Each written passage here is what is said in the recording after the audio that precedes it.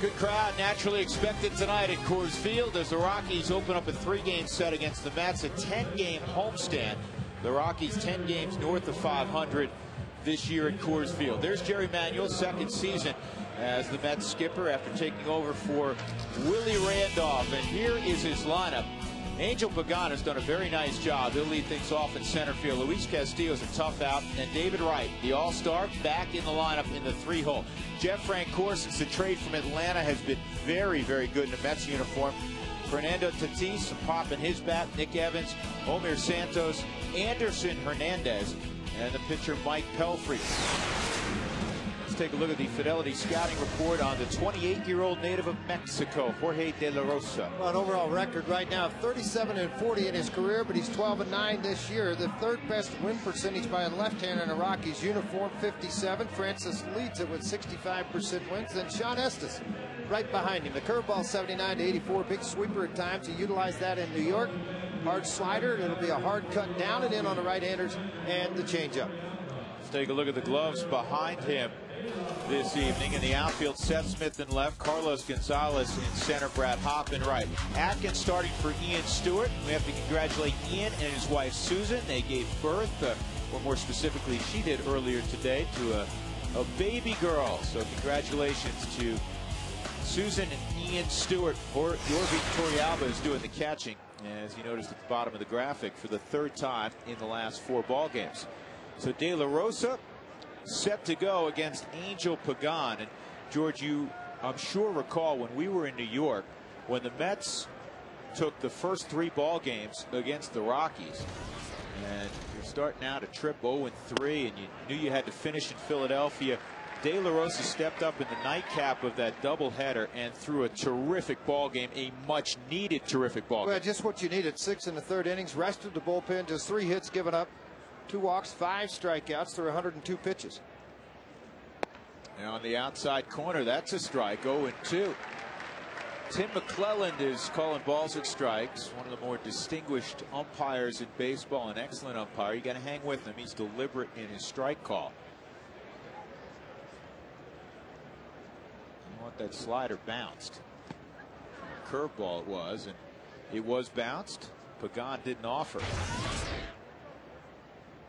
Pretty good year for this guy. 294 is the leadoff role, 6 home runs, 26 RBIs, 12 stolen bases on the season. He's been caught 6 times.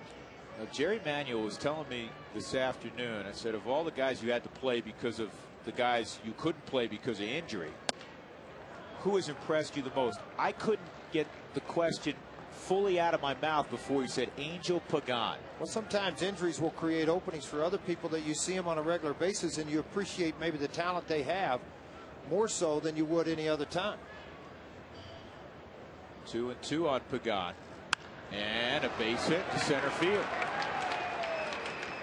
Breaking ball left up out over the plate, so Pagan is aboard, and he continues to impress his skipper. A lot of times when you slow it down to the bat. Here's the Bird Automotive Keys home sweet home. The Rockies here against 3 ball clubs under 500. De La Rosa is going to be a big part of this, obviously, with what he does on the mound, and in 1 through 8 swinging the bat. It seems like every night is one guy at the top, one in the middle, one at the bottom. 1 through 8, Helton and Hopp have carried the load, along with Tulowitzki. Time to the rest to pick it up. George, does this next statement sound strange? I make some strange statements, but other than David Wright, the guy that concerns me the most is the guy at the plate right now. He really swings the bat well. I mean, he's not going to hit the ball out of the ballpark. Only 1 home run. But he can steal you a base. He handles the bat. He hit and run. He's a hit and run guy. Very good defender in the field. 9 errors on the season for him at second base. He's a tough out. He just doesn't strike out. I mean, that's why managers like him. You can do a lot of different things with him. Bunt and run, sacrifice, hit and run. He's got a .444 on base percentage since July 1st. Think about that. He's basically on base half the amount of time. That's why, yeah, he's not going to hit the ball out of the ballpark, but he's a guy that continues innings. And now with Pagan reaching, if he reaches, now you got 2 on, nobody out, and you're in the thick part of the lineup. That's why I made that statement. He will not get himself out. 2 balls and a strike.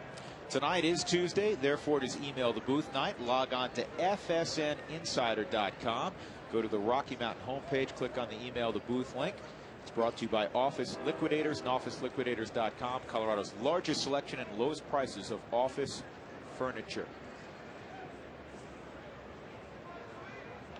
There goes Pagan, and this is a line drive that's going to drop for a base hit.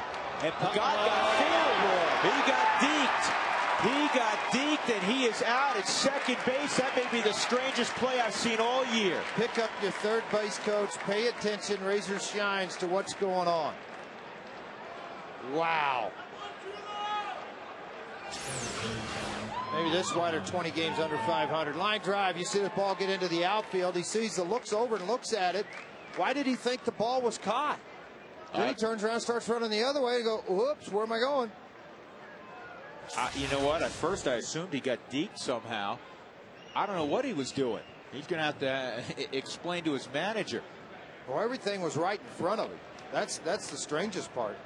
And the way you score that, by the way, since he touched second base, it is a single for Luis Castillo. And he is out 8-6. Now David Wright, he's been on the disabled list, and he promptly rips one of the gap in left center field, cut off by Smith. And Castillo is going to go first to third.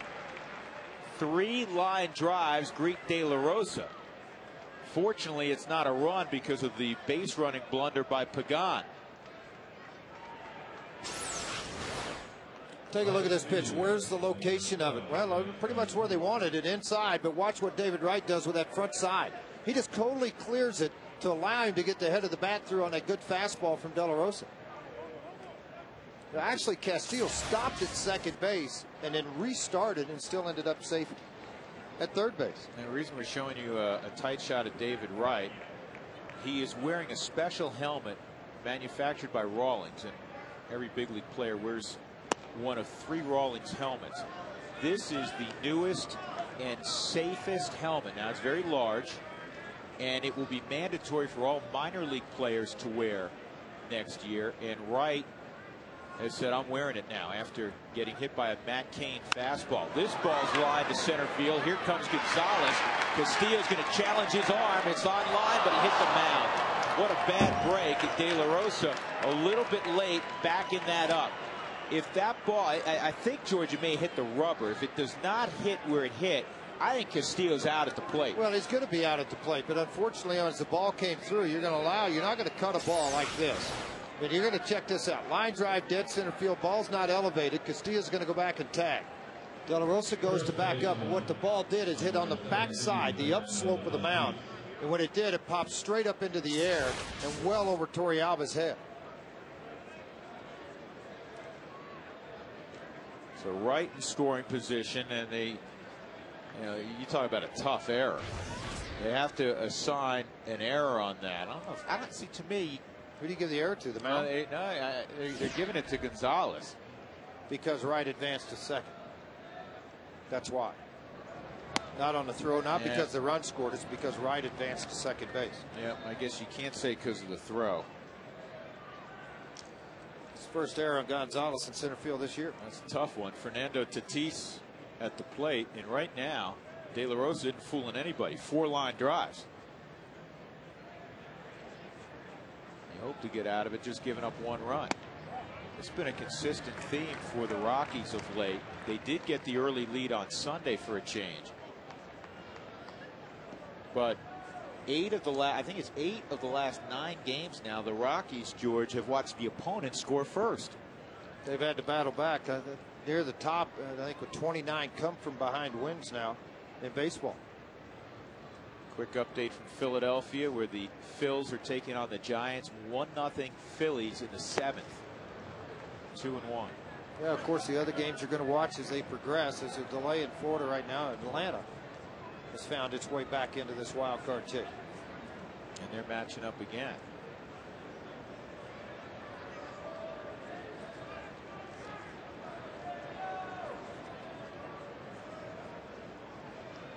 Marlins 1 game behind Atlanta. 4 back in the wild card. That's way inside again. 3-1.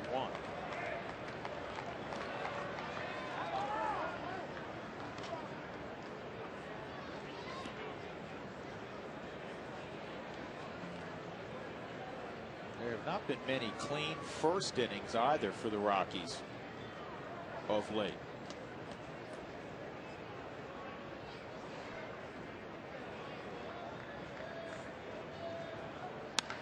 And this is roped to right, and it is a fair. It's going to be 2-0 New York on a double by Tatis. These aren't cheapies. I mean, every ball's been squared up. Well, his 8 runs given up in 26 starts in the first inning by De La Rosa. Typically, it's been the 3rd and 4th inning that he has run into trouble. Well, Bob Apodaca is going to come out and visit with Torrealba. Fastball out over the plate, right square to the middle of the plate. Tatis, a very good fastball hitter, regardless of how hard you throw. This is a guy that's playing every day now, typically a good pinch hitter late in games, so he's used to seeing the heat. He drives in the run with David Wright and ends up in scoring position at second base with Nick Evans coming up. Evans has hit well this year with runners on base. 318. And when there's nobody on base, just a $1.59.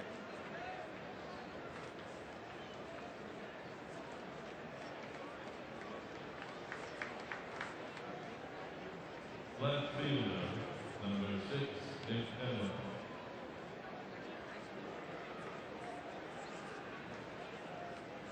So Nick Evans steps up. He's playing left field.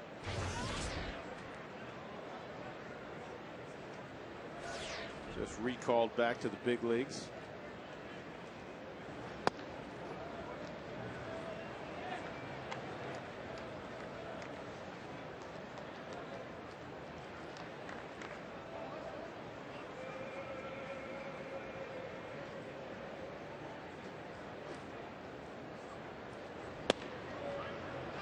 Two and 0. Now it's an even split. Actually, it's no longer even split. 19 pitches, 10 out of the strike zone, 9 in the strike zone. And 5 of the 9 that have been in the strike zone have been hit very, very hard. Well, one thing that he's been so successful at, leadoff man 68% of the time, first pitch strikes. Right now it's just 33%, 2 of 6 batters faced. De La Rosa snaps the glove at the baseball. It's 3-0 on Nick Evans. Omir Santos is on deck.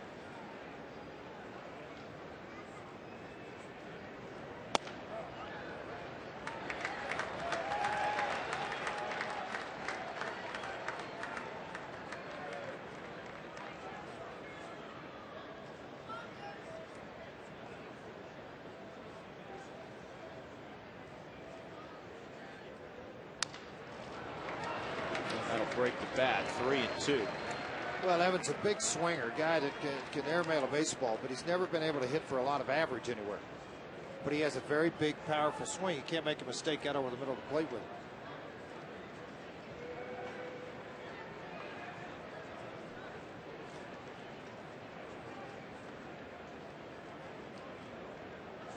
But honestly, you'd rather face, I think you'd rather face Nick Evans than the guy on deck. Santos has a number of big hits this year. Well, He's big hit the long hits, ball. big hits, got 6 home runs. He doesn't play every day. And he's now going to face Santos with 2 on. So this is turning into a very tough inning for Jorge De La Rosa. 4 hits already, 2 runs in. What can you do as a manager? Well, you've already made the trip out. There's not much you can do. You got to work and show some patience. Allow him to try to work himself through the rest of this inning. Not typical of De La Rosa. 12 balls, 11 strikes in the first inning of the baseball game. You can't. And Apodaca's been out once. Obviously, you can't go jumping down to your bullpen. I go back to a game a couple of starts ago where De La Rosa gave up 6 runs in the game and went 6 innings and got the win in that baseball game. Get out of this one and then regroup. Omir Santos at the plate. 6 home runs. He's driven in 33, and he takes down low.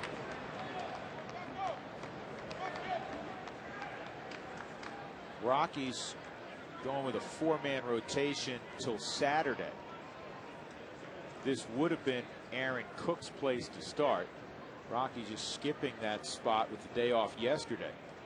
And newly acquired Jose Contreras will pitch on Saturday.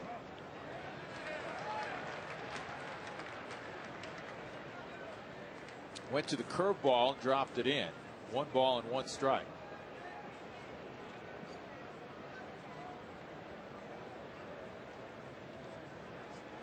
David Wright has scored. Luis Castillo has scored. At second is Tatis. At first, Evans. Way outside. Not close. 2-1.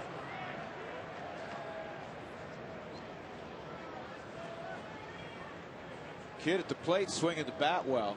357 over his last 10 ball games. Actually, over his last 9 ball games. He's hit 8 of those.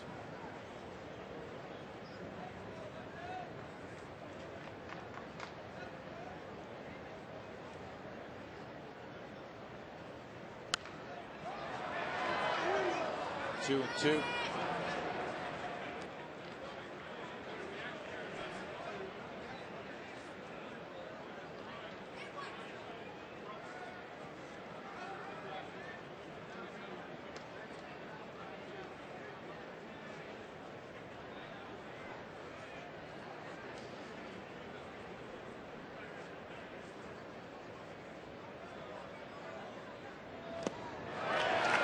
And he got it. But in the inning, 7 come to bat for the Mets. 2 score. 2-0 New York.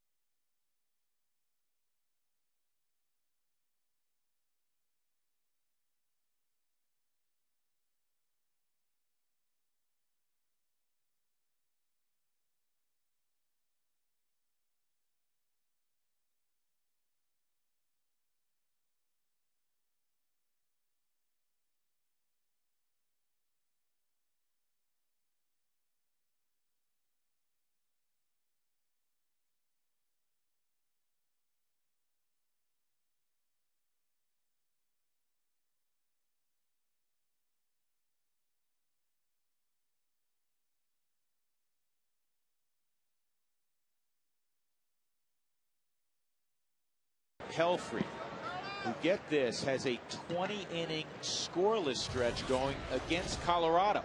It's not what you wanted to hear, I'm sure. No, it's not, and it's one of those guys that has difficulty at times commanding his fastball inside the strike zone.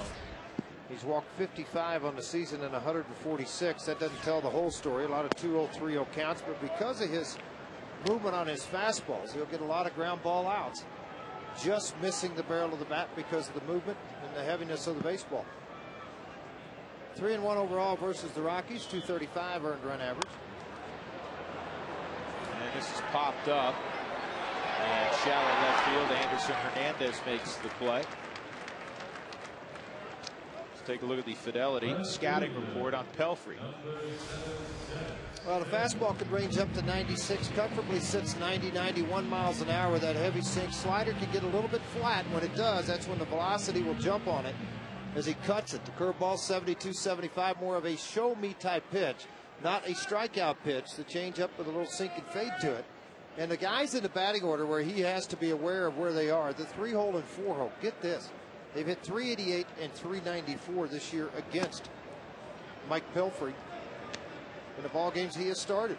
His post-break numbers not very pretty. 2-5, 548 earned run average, 7-4 prior to the All-Star break.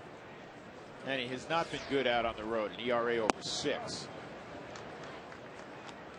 1 ball and 1 strike on Seth Smith. Rockies trailing 2-0 early.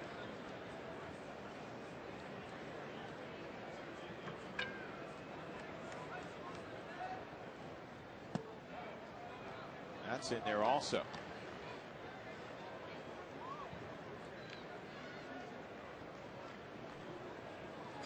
There's the splits. Obviously, he has been much better at Citi Field, at Pitcher's Haven. And on the ground, deep short, knocked down by Hernandez. That's all. So it'll be an infield hit. They had Smith really played the pull. Well, on a fastball at 94 miles an hour, you're not with that movement running away from a left-hander. They had him to play the pull. Typically, they're going to go the opposite way with it. Caught first. If he'd able to hang on to the baseball, may have had a shot at Smith at first base. Nick Evans in left, Angel Pagan in center, Jeff Francoeur in right. Gold Glover twice, David Wright at third, Hernandez and Castillo up the middle, Fernando Tatis at first, and Omir Santos is behind the plate. Helton takes a strike on the outside corner. Todd had a nice ball game Sunday in the loss to the Giants, that heartbreaking loss. 3 hits, including his 13th home run of the year. He is 4 for 5 in his career against Pelfrey.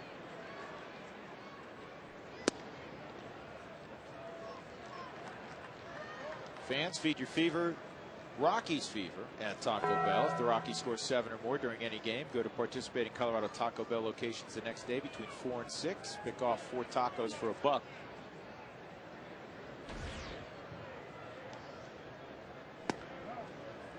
That's a strike also, 1-2.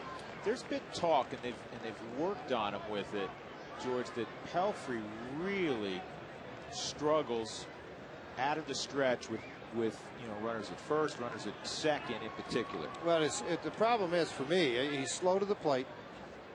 He starts to force and worry about what runners are doing versus worrying about what's out in front of him at 60 feet 6 inches.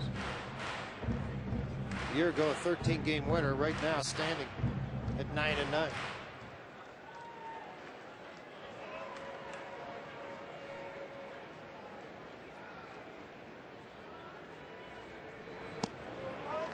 Three and 2.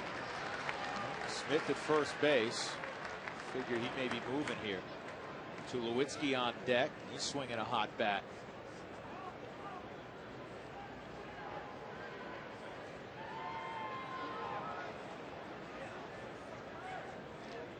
Smith takes off, and that's nowhere close. So now Pelfrey has 2 men on, and Tulowitzki coming up. Let's take a look at our first email of the night. Eric writes in, the Mets have had countless injuries this year. Are these a result of a broken training system or just a coincidence? Well, I don't know if it's a coincidence, just bad luck. They've had a lot of injuries. I think sometimes people look for a reason when a number of guys get hurt. They're all different kinds of injuries, and I don't think you can go, oh, their training methods are off. I know Beltran has been out a long time, a bone bruise. Reyes, a hamstring pull. Outside, they had 2 guys undergo surgery today. You had Santana have surgery today to clean up an elbow. He'll be ready for spring training. And then a knee was cleaned up on Oliver Perez. He'll be ready for spring training. But I was talking, as you look at this huge list brought to you by Exemplar Lutheran. That ball's line foul. I was talking to Jay Horowitz, who for 31 years has been the public relations director of the New York Mets. And I said, Jay, have you ever gone through a year where you remember this many injuries? He said, not even close. Not to such key people. I mean, shortstop, center field, first base, pitching staff, all the way up down to bullpen. J.J. Putz, a guy that was going to set up, former closer. It's ridiculous what they battled through. Not to mention David Wright, gone for a couple of weeks when he got hit in the head by Mike Cain. I mean, that's just another one late in the season. But yeah, I mean, and Delgado had hip surgery, which was a degenerative thing. So, I mean, it has nothing to do, you can't say, oh, their strength coach is not doing something you ought to be doing. It's just they have had bad luck this year. They've been decimated, truly decimated. Here's the 2-1.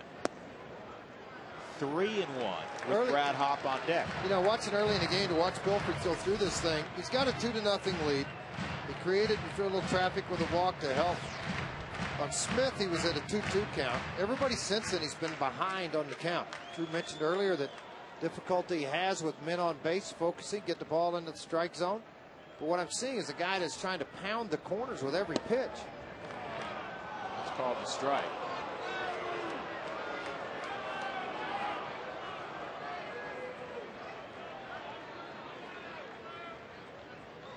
Runners on, the average skyrockets, George. Just a tad, just 322. Isn't that something?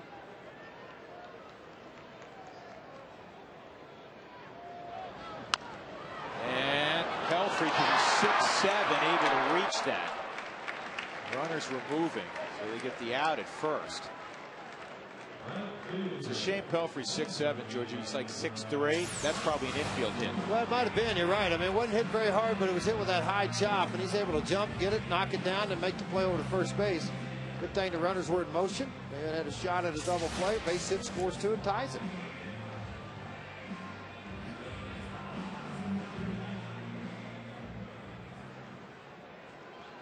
Brad Hopp will get an opportunity here.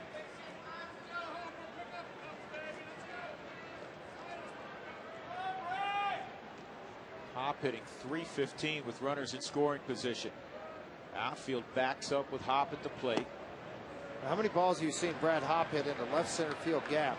And I was watching Razor Shines, their third base coach, outfield defensive coach, continually trying to move Pagan over farther.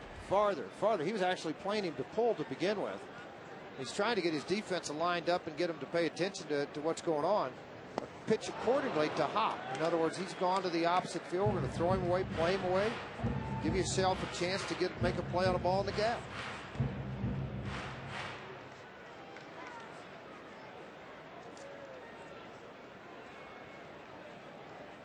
Brad a notch below 300 at 298 coming in. And he has used the whole ballpark this year. Just missed. It's 2-1. Talking to Vinny Castilla earlier, and he made a great point about Hopp. He said he just gives you a quality at bat every time up. Is he going to strike out some? Sure. But I think what Vinny was really alluding to is not all. He did mention all the clutch hits he's had the last few years, George, but it's also the walks. Well, he's seeing the ball better. He's a more confident hitter. Guys are starting to pitch around him more. He's making people pay for mistakes. He's doing the long ball, the RBIs. He's an all-star. He's not under the radar anymore of, say, as he was once before with the Matt Holliday and the Todd Helton and the other hitters that were involved in this lineup. You know, Brad's now at the front of the line. 2 in scoring position. 3-1 on Brad Hopp. Hitters count. And ball 4. So Brad will go to first. They're loaded up for Garrett Atkins.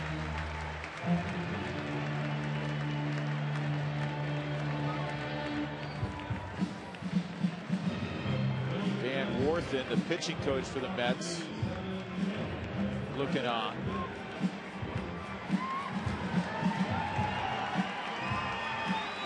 Sim Pelfrey with 2 outs goes to the windup. It appears he's going to stay in the stretch, but a lot of times guys get a little more comfortable out of the windup and had more success that way than they do out of the stretch.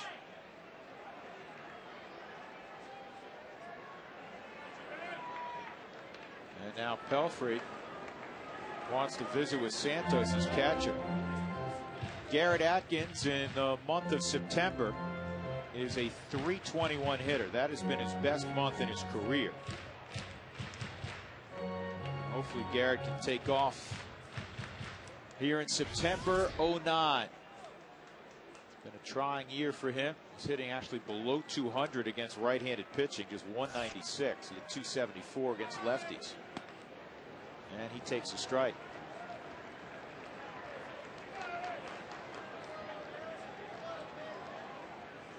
The Rockies this season, 340 with the bases loaded. 29 times they've had that opportunity.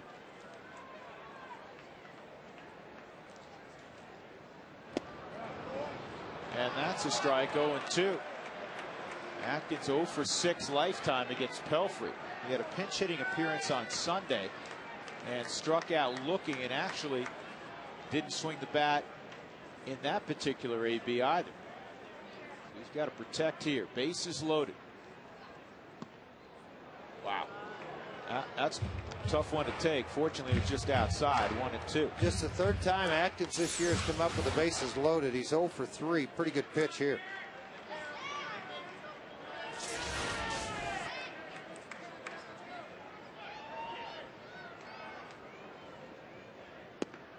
Two and two, so he works himself back into count. Well, the two pitchers to get through this first, and Pelfrey's not out of it yet, have thrown a total of 56 pitches. Extremely high for one inning of work.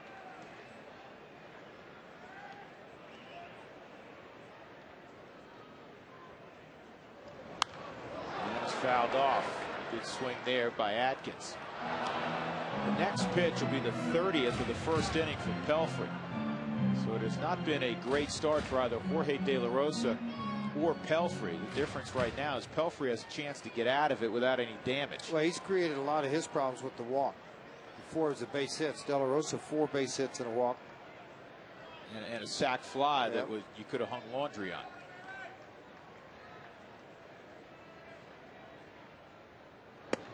Inside, 3-2, and now the heat is on Pelfrey.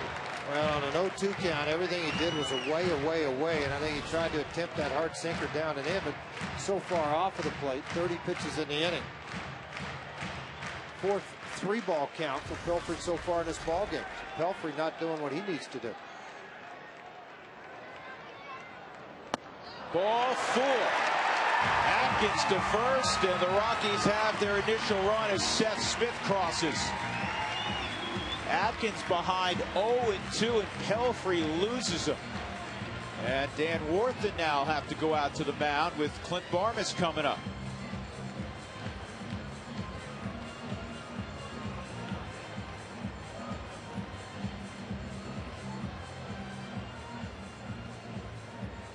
And that ends the scoreless drought for the Rockies against Mike Pelfrey at 20 innings. And brought it all on himself.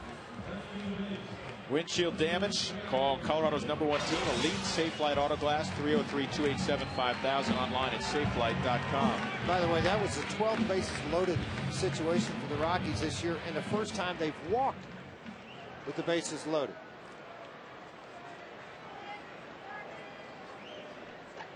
Doug, I just can't follow him this year. 12th bases loaded walk this year for the Rockies. Yeah, I was going to say that. 12th bases loaded walk this year for the Rockies in 09. That's a bunch. 0-1 on Barmas.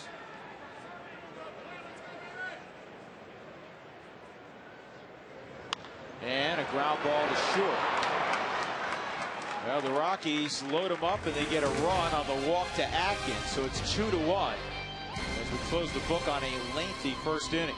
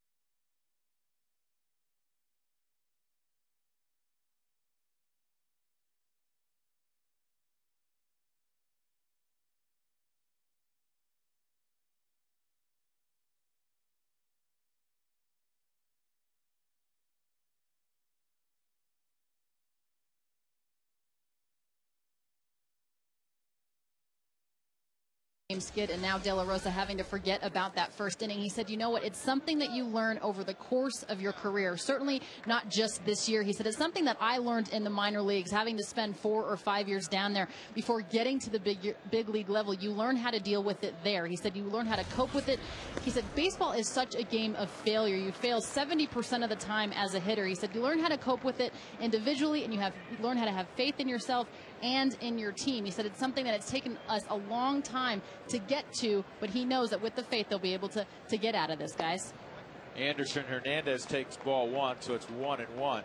To pick up on what Alana is saying, George, and you know this, having played the big leagues for a long, long time. Jeff Houston knows this, having played the big leagues for a long time. Baseball players, sees he played for Atkins, more than any other athlete, it's like, you know, when you have a dramatic win or a dramatic loss. Take the Giants the other day when Spielborgs walks off on them in the 14th. They go home, they win a couple of ball games in a row, and they end up winning 5 of 6. The bottom line is they know there's another game tomorrow, and panic doesn't set in typically with a baseball player. Well, you can't as a player. You can't let it set in. I mean, when you get to September, you're 20 games out. Yeah, you realize you just got to play some baseball. But the key to it is to go out and perform on a daily basis and realize there's always tomorrow. Pelfrey at the plate. Not much of a hitter.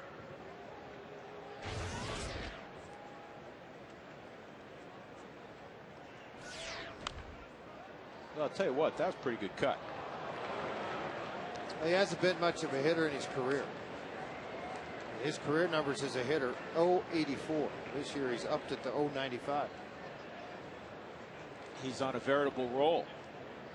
4 hits and 42 at bats, 11 in his career.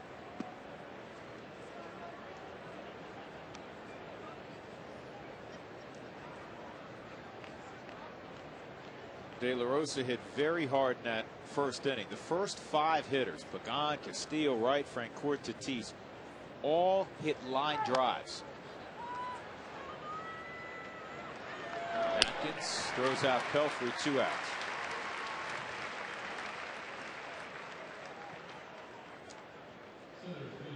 Zeke wants to know, what do you think will be the main key to the Rockies making the playoffs? Well, I did a little math, George. And tell me if you like this, if you concur. The Rockies have 19 at home. They have 12 out on the road, 3 against each divisional opponent. Padres, the Diamondbacks, the Giants, and the Dodgers. Actually, in that order. If the Rockies can split out on the road, and they haven't played well in LA, they haven't played well against the Giants. Even if they lose 4 of 6, if they can win 2 of 3 against the other teams, go 6-6. And at home, go on a nice roll, nothing off the charts like 07, but win 13 of the 19. Play real good baseball. And you're playing a lot of sub-500 teams. 13-6 is 19. They're at 72 wins right now. That would take them to 91. If you get to 91 wins and don't make the postseason, I think you tip your cap to the teams that do. To me, the big series that's going to happen, well, actually, I mean, it could end up being 3, but I think the one is the Giants series in San Francisco. The Cardinals series here, if you catch Wainwright and Carpenter in the rotation here, and their ball club, the way they swing the bat, and of course the last 3 games at Dodger Stadium. I mean, there's potential potholes everywhere. Milwaukee comes to town, and they'll be long out of it. But the problem is, you have Prince Fielder, you have Ryan Braun, you have some guys who can swing the bat in that lineup, and you got some prideful guys in that lineup. Yeah, the last 3 games for San Francisco are against San Diego on the road. They have Arizona at home prior to that, and a 4-game stint with the Cubs. And another team not to overlook, the team you just mentioned, George, Arizona. They're playing very well. Deep short, Tulowitzki on the move. With that strong arm, he gets his man. Great play by Troy Tulowitzki. And it's a 1-2-3 inning for Jorge De La Rosa. 2-1 New York.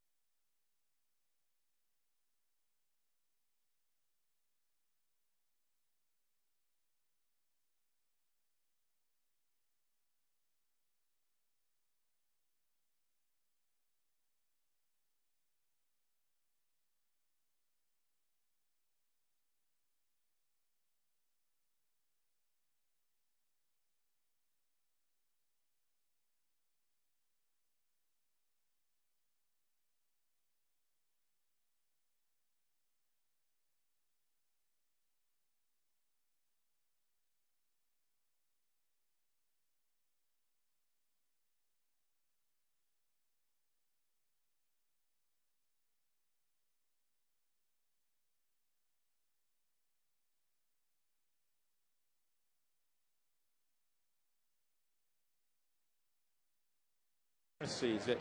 I don't think it's quite full. I think it's a day away. Mike Pelfrey's first pitch of the inning misses to Yorvi Torrealba, who's getting a lot of playing time the last few days, George. He's swinging the bat well, a career best 10-game hitting streak. Well, that's a big part of it. The fact to give Inetta a rest, let him sit back, watch some ball games, get extra work, get things figured out. Torrealba's worked hard. I mean, he's hitting .278 with a couple of home runs. 3 at-bats against the Mets this year. He does have a hit. 2-1. See, to me, Pelfrey is a guy who's had some success. As you mentioned, George, 13-game winner last year. I mean, nothing to be embarrassed about. A 9-9 record, the ERA in the high 4s. This ball ripped to center field. It's an 11-game hitting streak. Boy, is Torrealba locked in right now. But to me, he's a guy that's confidence is shaky at times. What tells me when I watch him pitch in a game and it's constantly 2-1, 3-1, 2-0 counts, he doesn't trust his stuff. And he's got great stuff. There's no reason not to trust him.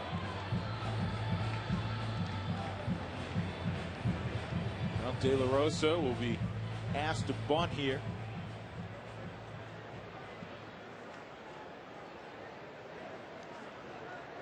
David Wright moves in closer at third. And that pitch is down low, ball 1.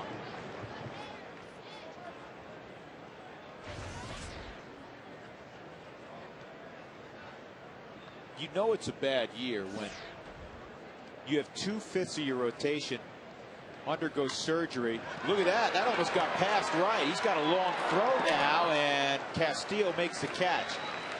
If not for a guy like David Wright, who's very agile, George, because Wright came down so quick and so hard, this ball may have gone past some third baseman. Well, it would have, I think, because depending on the angle that you take in on the baseball, but more and more third basemen are going to come in on this angle more than not. The only reason behind that is because it allows them to cover because they know they can get back towards the pitcher's mound. Wright didn't do that, but he backhand had a nice job on it.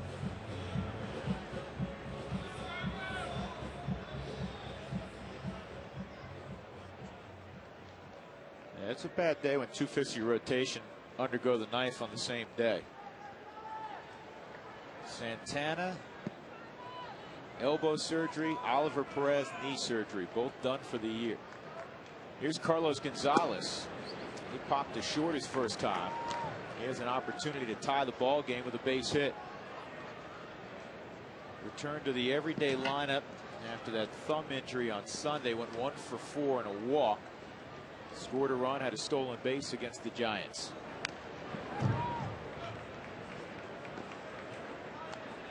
Two highest batting averages in the National League since the All-Star break.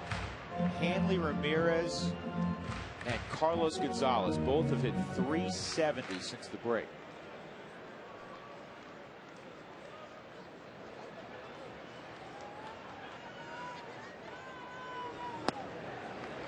George, I think with his ability to bunt for hits, it should keep him out of really protracted slumps in the future. Well, I would think so. I mean, the other day, he's the great bunt up the line. That they were not able to get him out on a bunt up the line. He's done that numerous times that he can utilize it, catch him laying back.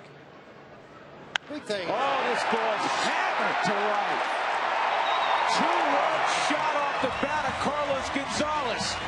He can bunt a little bit, and he can also hit him about 450. Why worry about bunting when you have to do that? Holy cow, what a nice shot by Gonzalez. His 9th of the season, 21st RBI. Put the Rockies on top of this ball game 3-1. That was loud. Well, you flirt with it all the time, staying behind as a base runner, as a pitcher. Then you make a mistake up in the strike zone, and Pelfrey did just that. Bell tie, spinning slider that stayed up into the strike zone, and that ball just got hammered to right field. Second deck line drive, and it went out in a hurry. 3-2 Colorado. Look at this side swing.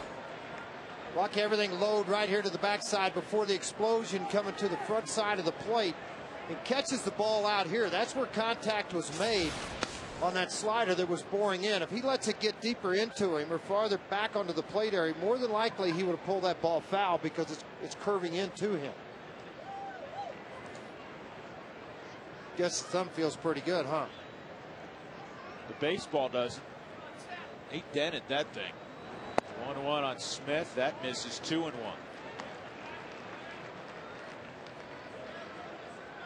This is great to see no matter who's on the mound, but particularly a guy that had handcuffed the Rockies in New York, date back to last year. That's in there. 2-2.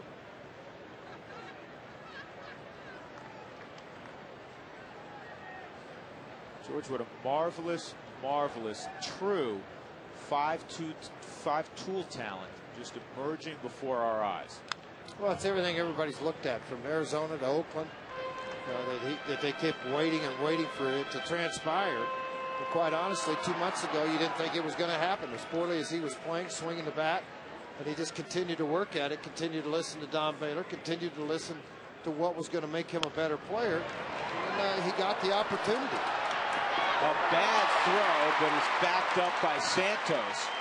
So Smith has another infield hit. He's 2 for 2. Fernando Tatis, who's more of an outfielder, got to the baseball, but the throw was offline considerably, shall we say. Well, by a whole lot. You can see Castillo going in on the backside of that, and he missed Pelfrey by about 20 feet. As he started to make the throw from the backside. A nice job to dive down and block the baseball. Did not able to complete the play. That'll bring up help. Todd walked in the first inning. Rockies got a run in the first. 2 across here in the second on the long home run by Carlos Gonzalez.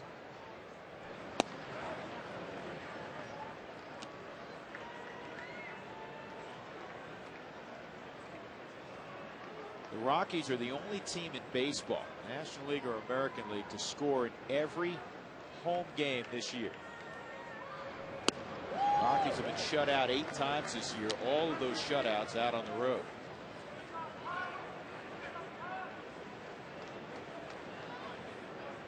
Which is also interesting because the Rockies are enjoying their best road season, the last 3 games notwithstanding, in their history. They're still 36-33 out on the road. Back up the middle, base hit. Smith is going to, hesitated for a moment. The throw going to third.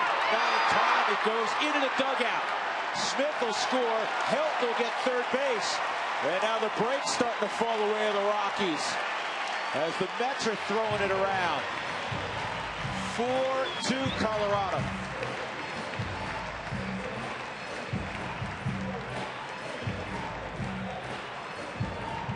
Second error of the season on Pagan in center field on this throw. Did David Wright come off far enough as a third baseman? You got to get there. Let's see what Pelfrey does. Pelfrey's going to go to back up, but does he get there in time? He didn't get there in time, and that allowed this ball to get by David Wright. One skip, the runner cut in front of him, ricocheted off. As you look in the background, no Pelfrey to back up. You've got to get around behind as a pitcher and get in a position. Tulowitzki had a pitch to drive there, fouled it straight back. Pelfrey's now 53 darts in. He's got just 4 outs. Helton third, the infield in halfway. Tulowitzki hitting .340 since the All-Star break.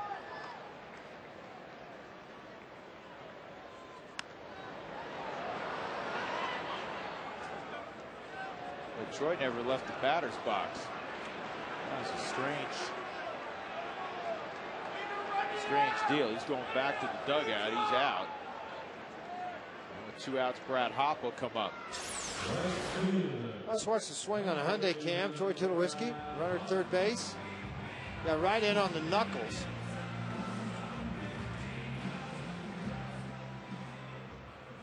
I don't know that he knew where the baseball went. That thing just ate up his bat. I'm amazed it didn't break. So Tulo's out, 4 unassisted. Here's Hopp.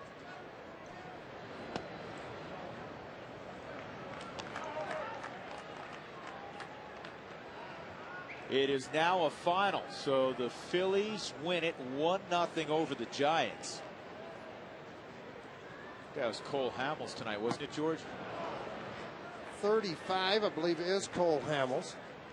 And it was Sanchez that started originally for San Francisco. The new acquisition of Brad Penny will start the ball game tomorrow night for the Giants.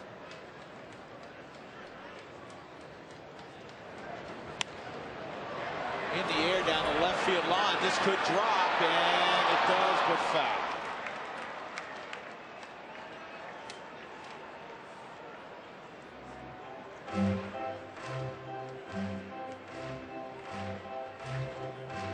Yeah, it was Hamels.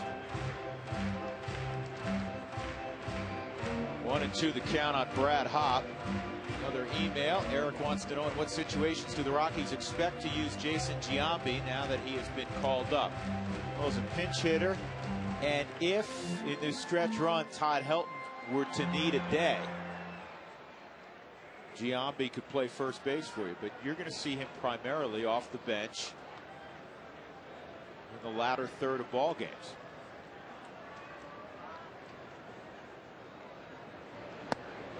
Hopp strikes out. The Rockies get 3 in the second inning. They lead Helton at third base. Carlos Gonzalez, a 2-run shot to the second deck and right.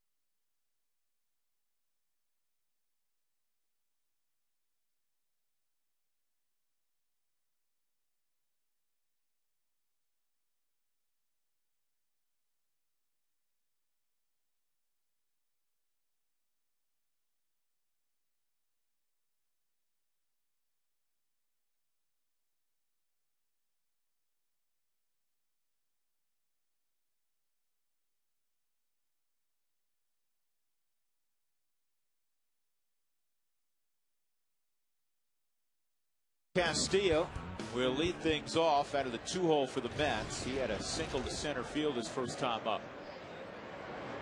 And De La Rosa misses with the breaking ball. Well, one notice that I took in watching De La Rosa's second inning, more breaking balls than there was fastballs. In the first inning, a lot of those hard shots all came off fastballs. He's behind in the count. Starting a lot of hitters off with a slow curveball or changeup in the first inning, and now right here in the top half of the third. Changing a pattern, changing what you might be trying to do, recognizing a plus versus minus for the pitcher. Oh, there's a hard slider down and in. It's the best one he's thrown. Castillo, a bear at Citi Field, 359 average. Out on the road, 261.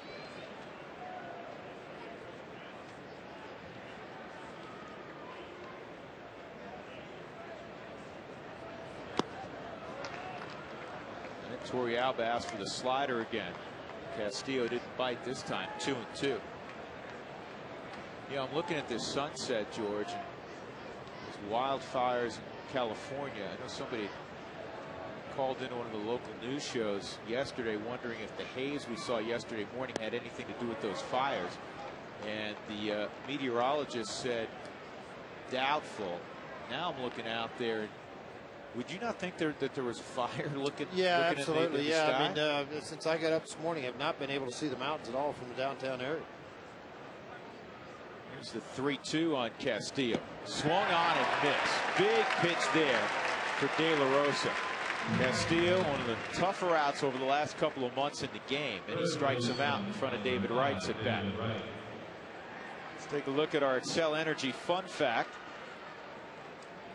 Mike Pelfrey's the only remaining member of the Mets opening day rotation. Pat Mish, Bobby Parnell, Tim Redding, and Nelson Figueroa have replaced Levon Hernandez, who was released, Oliver Perez, surgery, John Maine, injured, Johan Santana, surgery.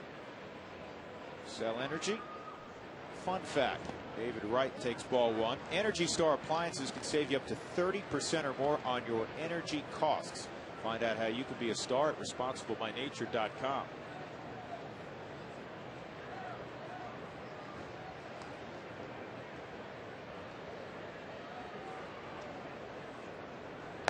(2-0) on Wright. David hitting .432 against left-handed pitching, which is the best in baseball.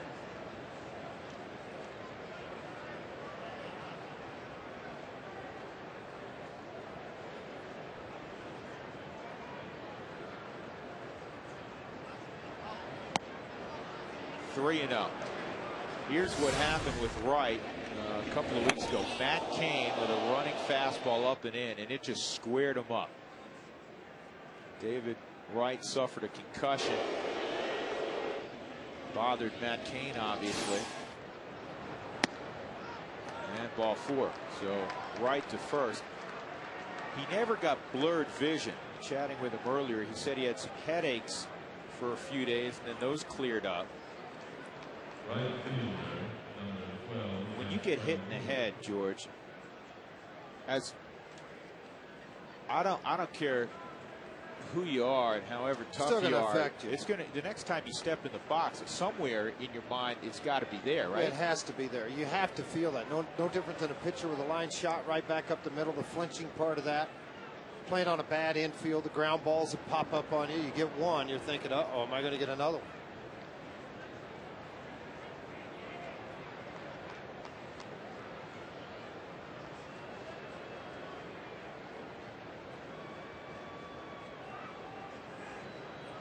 Jeff Francoeur at the plate. He had a sac fly, a line shot to Carlos Gonzalez in center.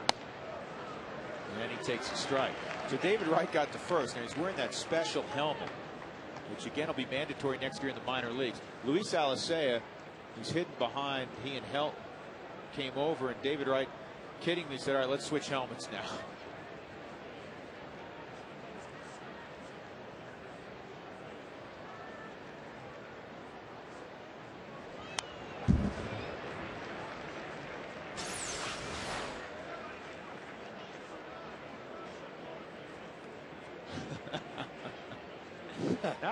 Hey, you know, I wonder if. Well, it's got about an inch padding right there on the ear. Right there. That's going to help it the cushion. And remember the football helmets for the guys that had the concussions, like an extra layer of plastic over the top, or like fiberglass, over the top of the helmet. So that's similar to what this is. You know, it has that extra reinforcement. I got to look at that thing because, George, that black portion around which protects the temple may be an extra, an additional layer. Here's the 0-2 up high, 1-2.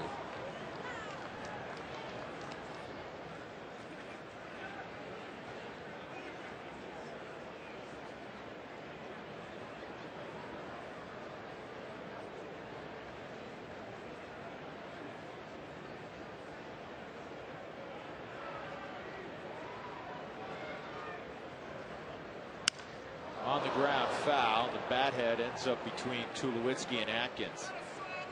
So Francoeur will go get new wood.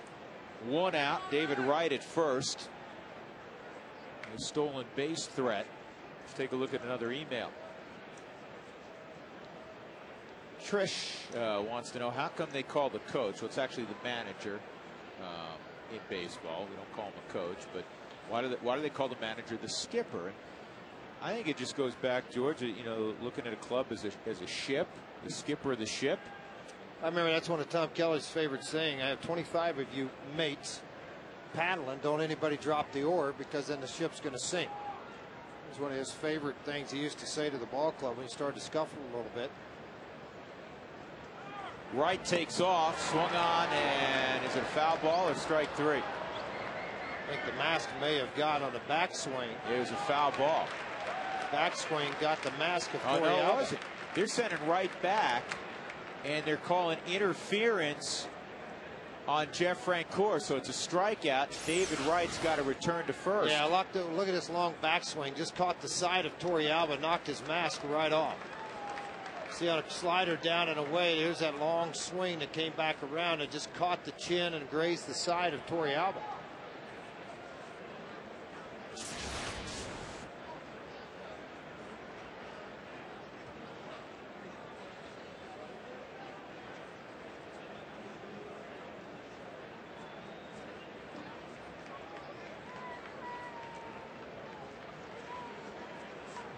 For those of you that keep a book at home, we have an official scoring change. Remember in the first inning, Pagan had singled, Luis Castillo singled to center field, and Pagan for some reason thought the ball was caught. He went to second, touched second, and then just started running back to first.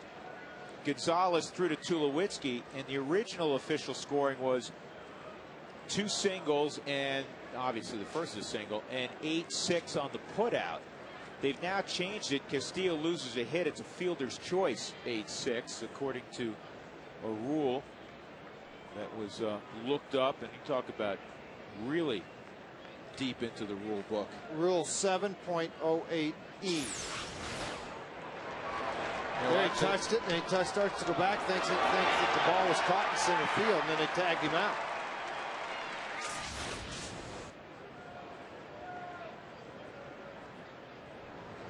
Tatis rips it. Tulowitzki with a great play. Flips to Barnes. Nice play by Troy Tulowitzki, taking a hit from Fernando Tatis. There was a walk in the inning. A man left. The Rockies 4 and the Mets 2, middle of 3.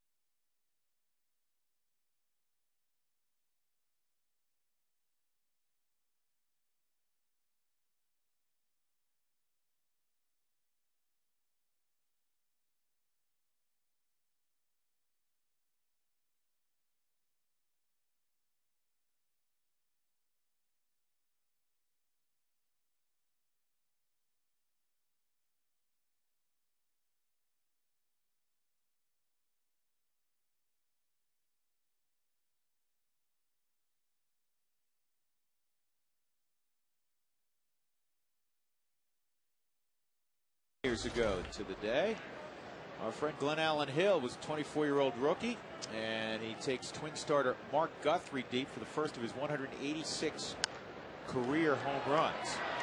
That home run, by the way, was a grand slam because Kelly Gruber, Pat Borders, and an immortal former New York Met Lee Mazzilli were all aboard.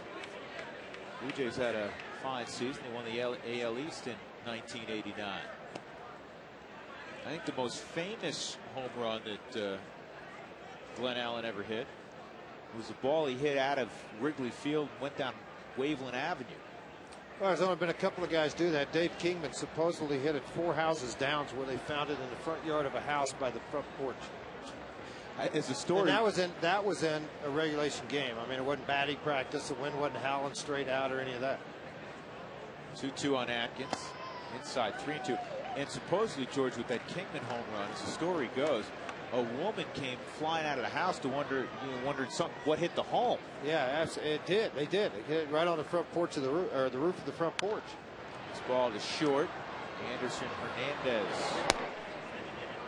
will throw out Atkins, 1 out.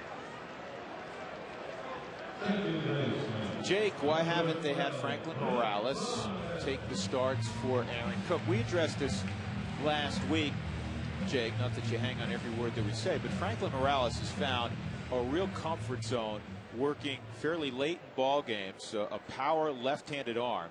He has grown into that role. The Rockies love him in that role. That's one. And George, it's very difficult for a guy who's been in the pen now for a couple months to get stretched out and become a starter. Well, you can't stretch him out. He might give you 50 pitches that first start. You can't afford to do that to your bullpen. Hey, this is why you have the minor leagues, so you can trade people to get people. If you don't have it, the Rockies were able to but trade Brandon Heineck and get a guy that's won 15 games in the big leagues, pitched in postseason twice with 2 different teams, all the way, made the full run all the way to the World Series. So it's not like you're getting a guy from another organization that's been horrible. Now, Contreras has not had a great year. We all know about that. We read the numbers in the paper. But you're hoping a lot of times with veteran players, when they make that change of scenery, something good happens and it all starts to click again. Clint Barma's gone, 2 outs. Torey Alba coming up. This was good to see because Aaron Cook played catch from 60 feet earlier today and did not report any issues with the muscle strain in his throwing shoulder. Well, I have to say, Scotty Mariama is the rehab coordinator for the Rockies that works alongside Keith Duggar. Scotty Garrett does a tremendous job, a wonderful job. Kind of like the middle reliever. You don't read his name in the stats. You don't read Scotty Mariama's name in the newspaper a lot. But he's the guy behind the scenes that's getting Jeff Francis ready. He's getting Aaron Cook ready. He's the guy that has been assigned to those people. Those Keith and Scotty, and then of course Mariama did the work with Todd Helton all winter long to get him prepared for what he has been able to do this year. Scotty does a wonderful job for the Rocky organization. Yeah, he does, and he's got the perfect personality to handle athletes that the last thing they want to do is be, well, that's strike 3. That's delayed strike 3. Tim McClellan. Scotty Mariama does a marvelous job. 1-2-3 inning for Pelfrey. We go to the 4th. The Rockies up a pair of runs.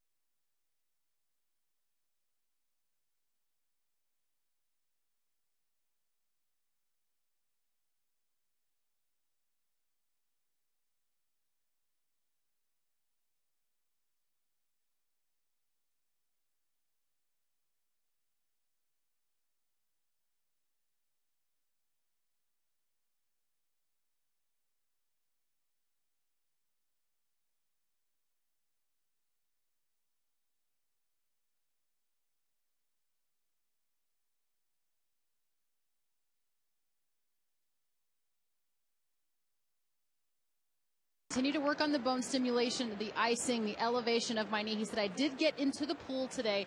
He hasn't taken any time in the cage yet or with live batting practice out here on the field, but he was able to spend some time throwing today. He was able to throw the ball about 25 times. So Dexter Fowler continuing to cheer on his team from the sidelines, hoping that he is back on the field soon. Guys? All right, Alana, thank you. Nick Evans steps up. Talked to Dexter a little bit also. One of the things I noticed when he was throwing, he was doing a little crow hop, which to me indicated the knee, is coming along. Feels better. Yeah. It feels better. But just think, one foul ball on that knee right now, and it'd be over again for another 20 days. So that's why you have to be very, very careful.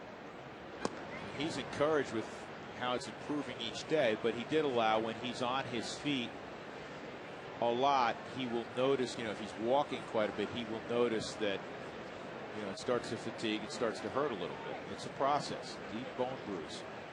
Here's the 1-1 on Evans. And it's 2-1. Evans walked his first time up.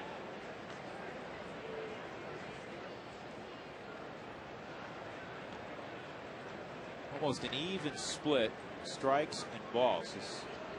This is the 60th pitch for De La Rosa. 30 strikes, 29 balls. Now this ball in the air to deep right center field by Evans. And Hop made the catch. What a catch by Brad Hop. I didn't think there was any way in the world. It's all about getting a jump and a read off of the bat. And when you have that ability to do that and to get into the gap area, obviously Hop got it. This is a long jump, strides, look up, time on the baseball, check the wall, the count, and then you're there, and then just reach out at the last second and make the catch. Watch Gonzalez. Watch him raise his hands. Like, yeah, it's good. Touchdown. We got it. That is the best catch I think we can safely say that Brad has made all year. And look at this thing. What a beautiful thing. You talk about full stride running, knowing that the wall's just 1.5 steps away from crashing into it. And that's huge. Instead of a leadoff double, 1 out, Santos at the plate. Those are the plays you need to make in September. Big one today in Philadelphia. The Phils win 1-0. So the Rockies, with a win, move a game in front in the wild card race.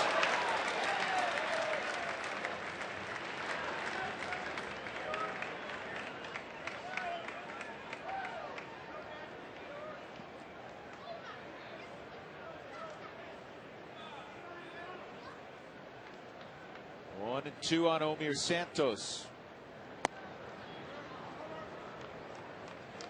Right as that ball was struck by Nick Evans, George, I was going to lead to you by saying this may be one where De La Rosa, fastball commands off. He just got to gut it out. He has to gut it out, much like the start he had here where he gave up 6 runs. You go back and look at that start of De La Rosa. 6 innings, 8 hits, 6 runs. Those 6 runs given up in the first 2 innings of the ball game. He only walked 1. He struck out 5, but he did give up 2 home runs. But he only threw 83 pitches over those 6 innings. Gut it out, get you to the 5th or 6th inning. Try to maintain the lead 4-2. Turn it over to the bullpen. Got him on a slider. 3-2 slider. Santos is dismissed. 4 strikeouts for De La Rosa. Well, what pitch has been consistent for the strikeout has been that hard slider down and in. Right out of the hand of De La Rosa on the Hyundai cam. See this hard, sharp biting rotation of that slider. Getting those guys out on the front foot trying to connect and just not able to handle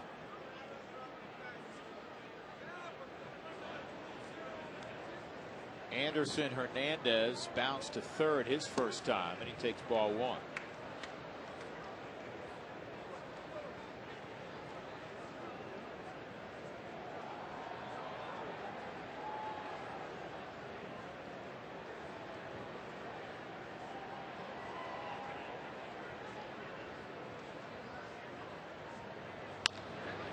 And an easy play for Barmes. Good inning for De La Rosa with a little bit of help from his all-star right fielder. Gorgeous play by Brad Hop. Rockies up 4-2.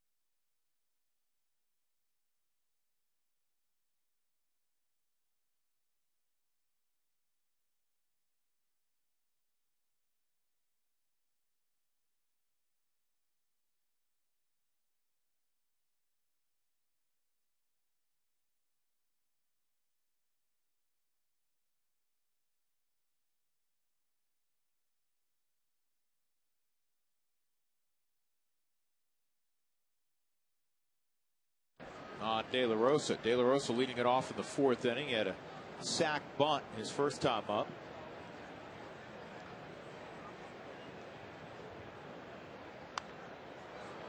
Fouls off that Pelfrey delivery. Rockies had a 2-run home run in the 2nd from Carlos Gonzalez. Pelfrey doesn't give up many home runs. Just 11 this year.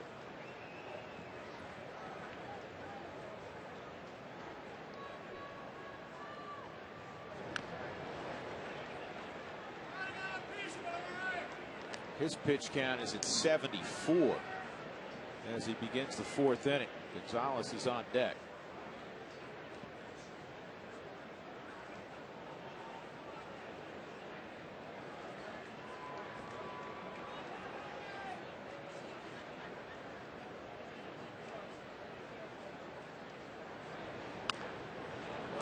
Good job by De La Rosa wasting that pitch. Time for tonight's Quest high-speed pitch.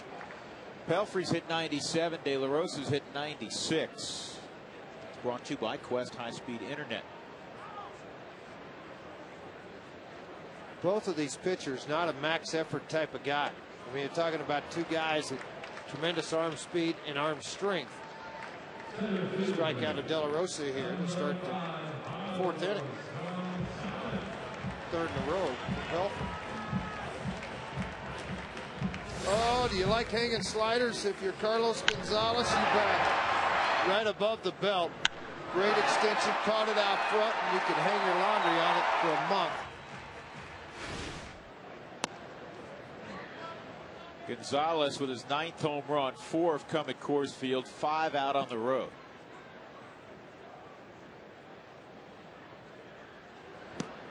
Two-0. Now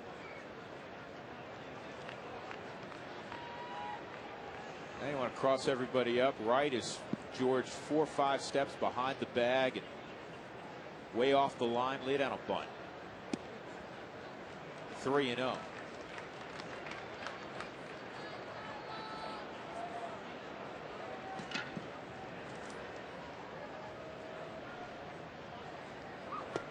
He didn't want anything to do with Gonzalez after that last at bat. Didn't throw anything close. Now you got to deal with his speed at first. 9 stolen bases. He's only been caught twice. And one of them was on a pickoff by a lefty, Barry Zito.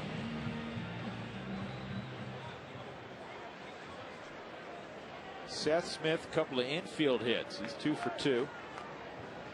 And with those 2 hits, Smith has the average to 301. 1 out as the Rockies hit in the bottom of the 4th. Drew Goodman, George Frazier, and Alana Rizzo. That's outside.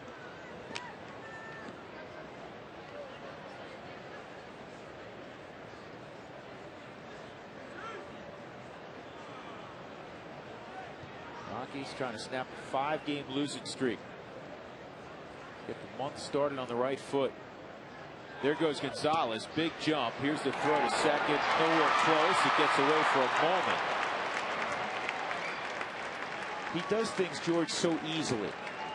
I mean, it seems that way, doesn't it? Well, it's a very gifted athlete with a lot of strengths in a lot of areas of the game of baseball. And he got a nice jump off Pelfrey, who's the guy that's not very quick to the plate, so it increased his chances. His 10th stolen base. He's been thrown out a couple of times. Mentioned that earlier. This throw just cut.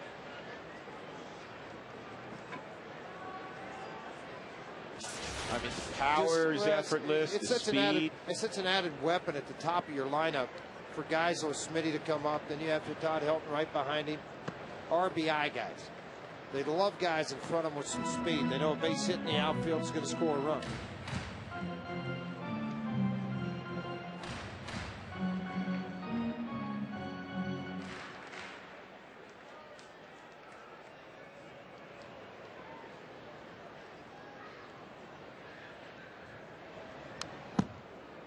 Smith got a heater out over the plate. 2-2.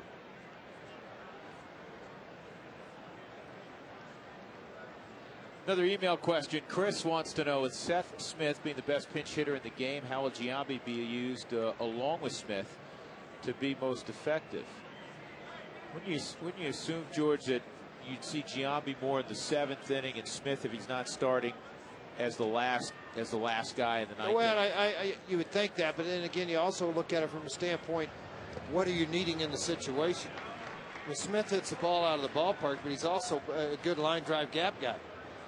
So if you're going to pitch back to back, you would do Giambi second because you're looking for power to win a game if you're down 1 or 2 runs or to tie a ball game. You know, Giambi's here for his power. He's here to hit the ball out of the ballpark to win a ball game. I think that's when it maybe changes a little bit as far as the manager's concerned. Smith more the get on base guy.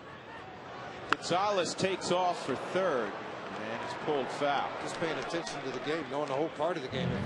Pelfrey, I mean, you can't just sit there and close your eyes. One look and go, one look and go. You've got to be able to mix it up to hold the run. Going back to a conversation we had in the 1st inning, George, he is not comfortable.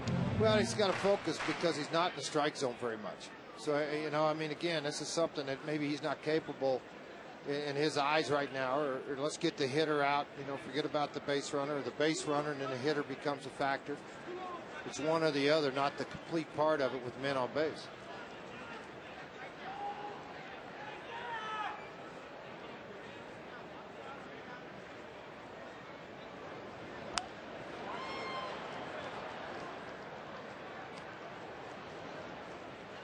How conscious, George, were you of falling into a pattern where you were 1 look and go or 2 looks and go? Well, different for me because I was a bullpen guy.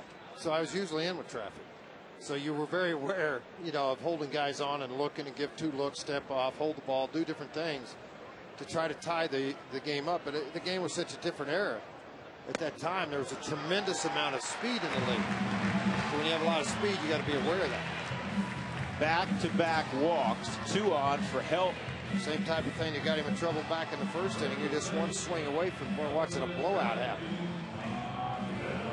5 walks by Mike Pelfrey, 88 pitches in. Well, Worthen and Jerry Manuel already talking about getting him out of the ballgame. It's at 88 pitches now. You're sitting there in the 4th inning with 1 out. Man. This ball is hit to deep right field. Way back. Take a good look. You won't see it for long. How about a 3-run jack for Helton?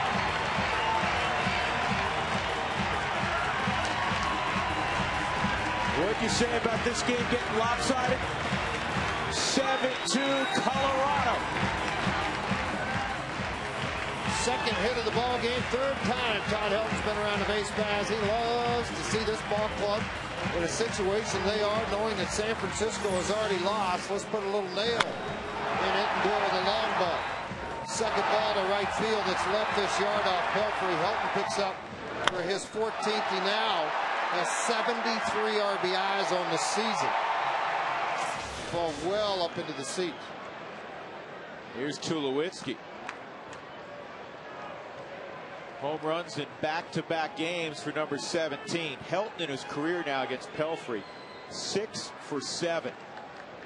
And he's such a smart hitter. I mean, Pelfrey's walked 2 guys in a row. I mean, he just smothered that first pitch fastball. Well, look where this pitch is, too.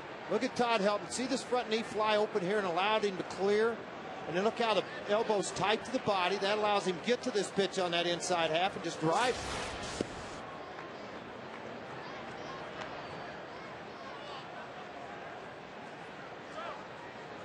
Well, we're 2,000 miles from Times Square, but Lance Broadway is now into the ballgame. This is popped up short center field. Castillo going out. He'll make the play up. Tulowitzki, 2 outs. He's the guy they're going to try to get some length out of, but you may have to double switch, or if Pelfrey gets out of this inning, he's done. And for the simple reason he's to lead off the 5th inning. His career home run number 324 for Helton. It's 95th on the all-time list. He's tied with a couple of ex-catchers. Former Met Gary Carter, who helped lead him to an '86 World Championship as Hop swings at the breaking ball, and Lance Parrish. Well, go back to the. Well, maybe we will here in a minute.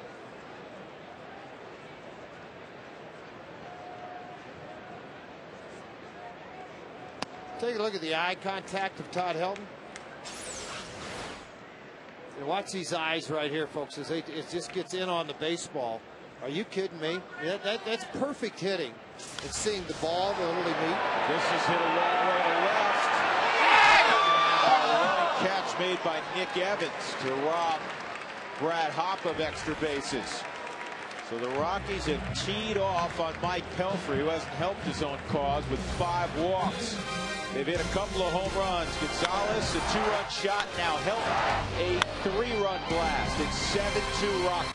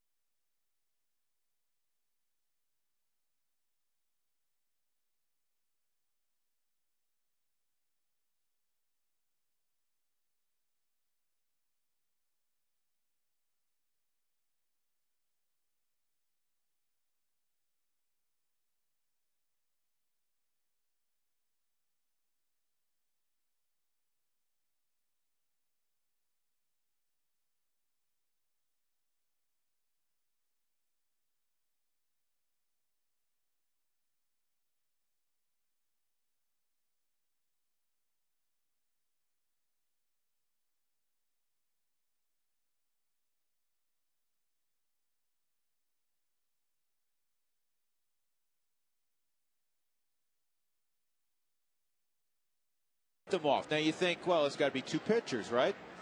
Bad inning for whatever club. The Cardinals were playing that day. Guess what? 1 pitcher. Chan-Ho Park of the Dodgers gave them both up in the first month of the season in 1999. 2 2/3 for Chan-Ho Park. He gave up 11 runs, 6 of them earned, 8 hits, 3 walks, couple of strikeouts. Well, Pelfrey is done because this is Wilson Valdez at the plate.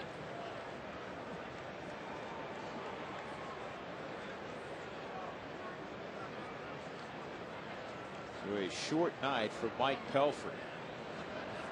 And the Rockies, George, extract a little bit of revenge on Pelfrey. You shut him out in New York and had that 20-inning scoreless stretch going against Colorado. Not tonight. Not tonight, and to think probably some hometown friends here to watch him pitch from Wichita, Kansas, where he went to college, makes a home there in the off season. I know there's a lot of people that catch the replay of the Rockies ball game in Kansas. They played the next day, catch it in the afternoon. 3-0 on Valdez. And De La Rosa, a 4-pitch walk.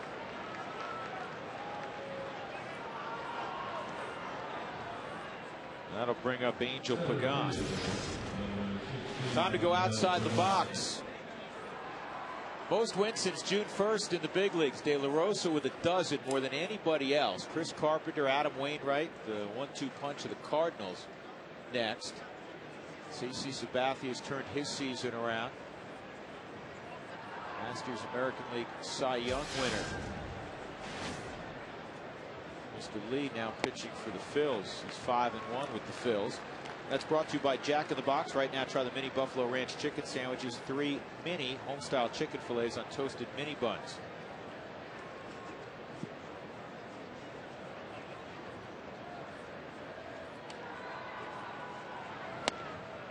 Inside on Pagan. It's 1-1.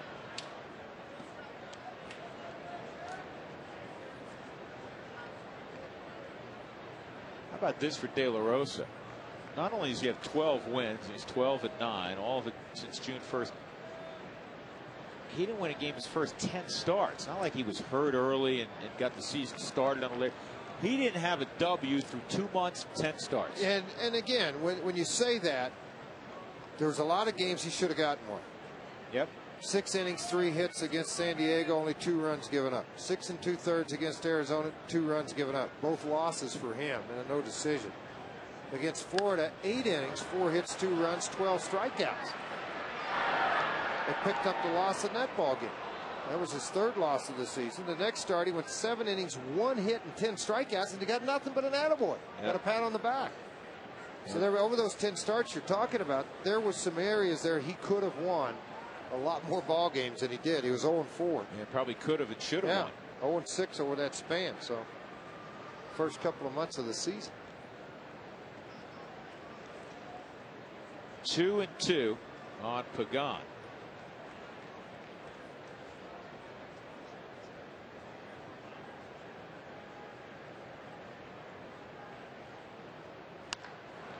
To right field, long run again for Brad Hopp. This time he gets there. A couple of nice plays by Brad Hopp. Hey, the Cincinnati Reds are coming to town on September the 8th. Well, you say the Reds are coming to town September the 8th. What's the big deal? It's $1 hot dog night, Sammy. First 10,000 through the gates get a coupon for a $1 hot dog courtesy of Hebrew National. Purchase your tickets to those ball games and many more around for the Rockies ticket outlet or go online at ColoradoRockies.com. You're not going to go Kobayashi again on us this year, are you? Nope. Nope. Luis Castillo, a single and a strikeout. Outside on Castillo.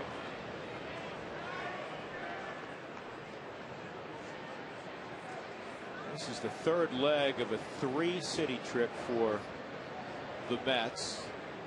1-2 in Florida, 1-2 against the Cubs. Slowly hit, and that's a smart play by Tulowitzki. He may have had a better chance getting the force than on Castillo at first. Good speed at first, and obviously Castillo, this ball slow roller. If you can always get the lead runner, get it. And that was his main focus there, and he was able to get it. And then because of the off-balance receiving of the baseball by Barmas, he just didn't even attempt to throw to first base. So David Wright will step up, 1 for 1 and a walk.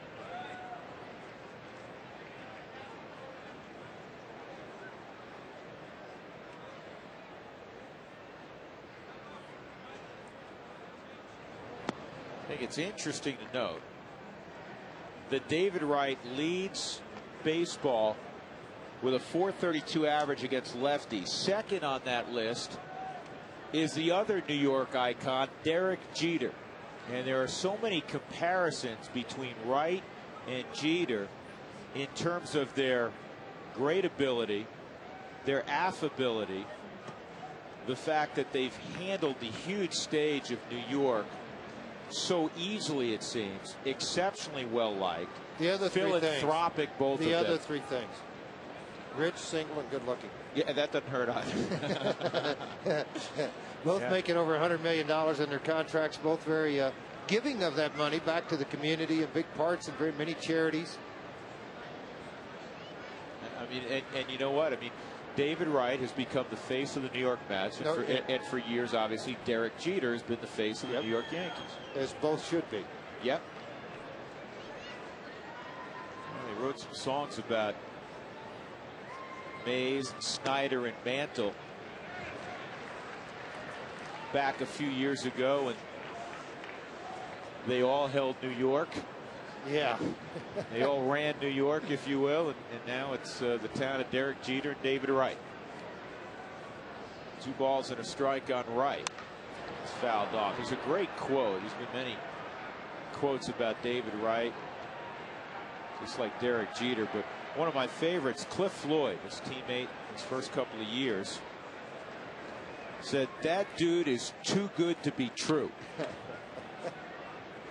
And he meant it. Just not only how talented he is as a baseball player, but you know what a good person he is. 2-2, 3-2 on Wright. He's got the whole package. He's a great defender. He hits for average. Until this year, with the new ballpark, he obviously hit for a lot of power. A lot of power and steal a base. And he can run.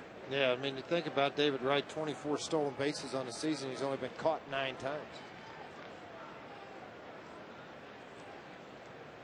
Runner going, swung on and missed. And Ben's 5th strikeout ties the record for the most strikeouts in a single season at Coors Field. 95 with Astacio.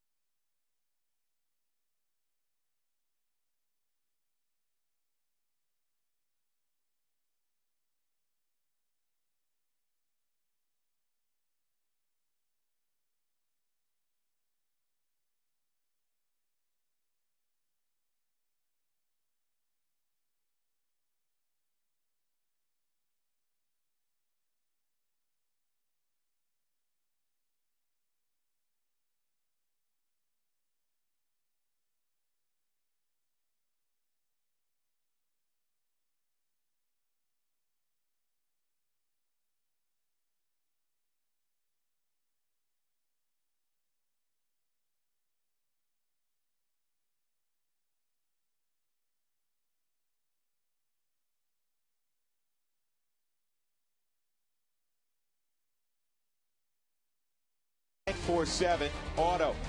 And by Dex, take the sport out of finding local information with Dex in print and online at DexKnows.com. Rockies ahead 7-2, despite the fact that they were down 2-0 before they came to bat tonight. Garrett Atkins will lead it off. There's a new arm out there for the Mets. It is Lance Broadway, appropriately named for a guy who's playing in New York. This call to the pen brought to you by Comcast Digital Home Phone Service. Warm up to unlimited local and long distance. Call 800 Comcast. Well, a guy that's been to the big leagues this year, #1 pick with the Chicago White Sox. His numbers in AAA: 5-9 in 19 games, 17 starts, .617 earned run average. Pretty good arm. He just has not turned it into a lot of winning ways for him. You're not getting an opportunity to come in. Heavy sinker. 89 miles an hour there. Really pronates to the inside of the baseball to create that sink. Works the backside of the hand inside. Opens up the front side to clear everything out. Try to get that movement. By the way, I said going to break and I rushed it a little bit because it's kind of a nice accomplishment. De La Rosa tied Pedro Astacio's record in 2000 of 95 strikeouts in Coors Field. De La Rosa now has 95. Garrett Atkins with a base hit to left. So Atkins on in front of Barmes. Let's take a look at another email. Bob wants to know, when the Rockies make the playoffs, how many players could be on the roster, and explain how that number is decided upon by team management. You have 25 on the roster, so the rosters expand in September, and you could load up to 40 on your 40-man roster conceivably. I don't know if that's I've never known of a team do it. Yeah, I've never heard of that. That's a double play ball, 5-4-3. And then let's say you win the divisional series. The next series, you could, if you decide to, you could change that 25-man roster. The only time you could do it in the middle of a series is if there's an injury, and then it has to be position for position. In other words, it couldn't be a pitcher gets hurt and you add, a shortstop. And if a shortstop got hurt, you couldn't add a pitcher. It has to be a position player for a position player or a pitcher for a pitcher. 2 outs, Yorvi Torrealba, single and a strikeout.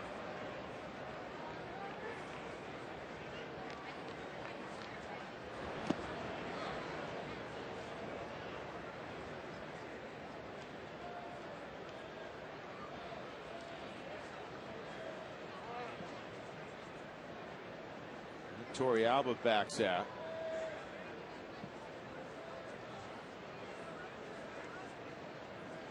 Got an 11-game hitting streak.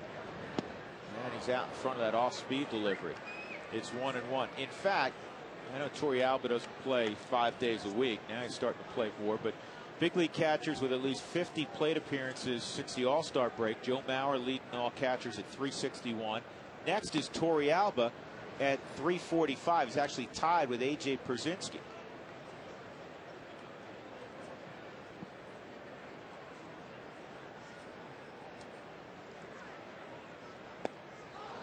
Two and two.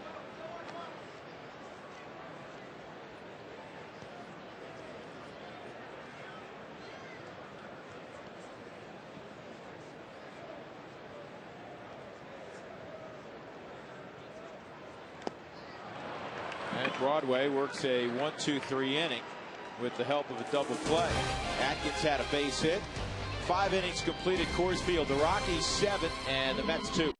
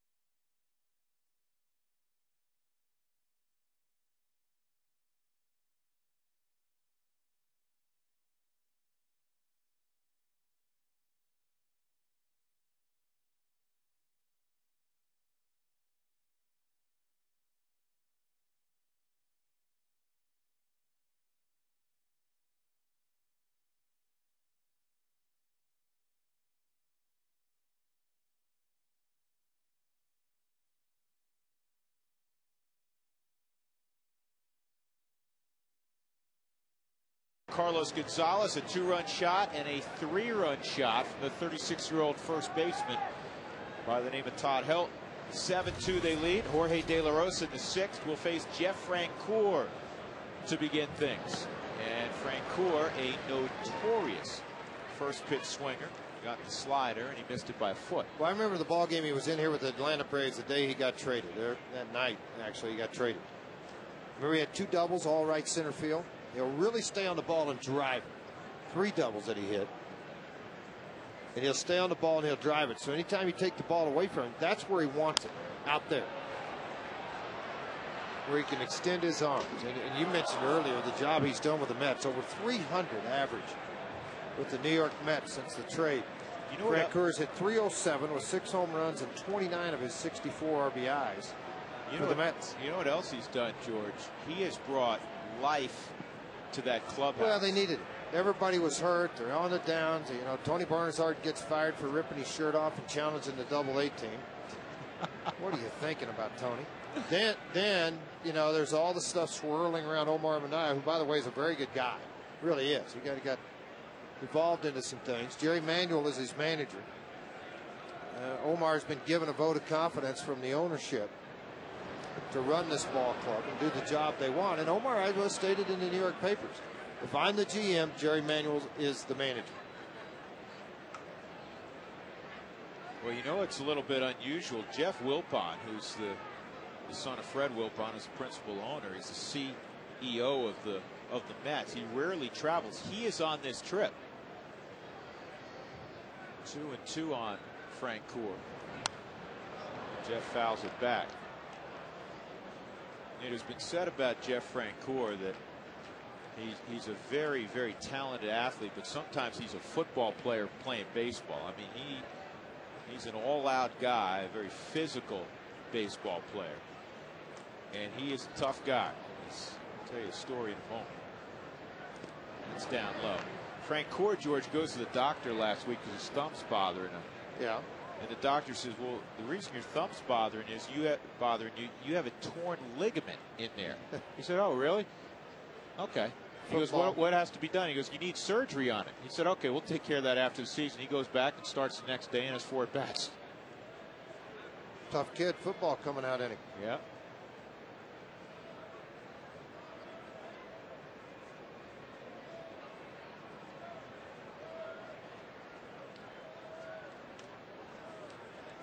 Here's the 3-2 on Francoeur. And he fouls it off.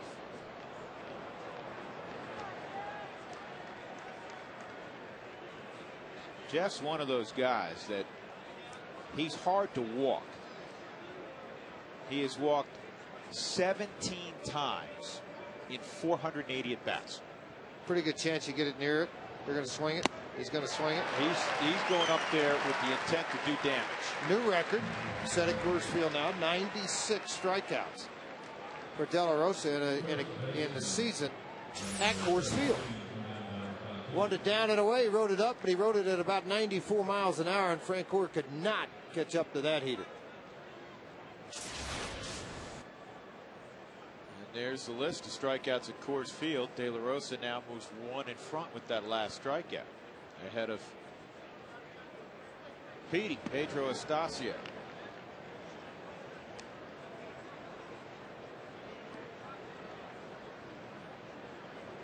And now we've added the strikeout, 96.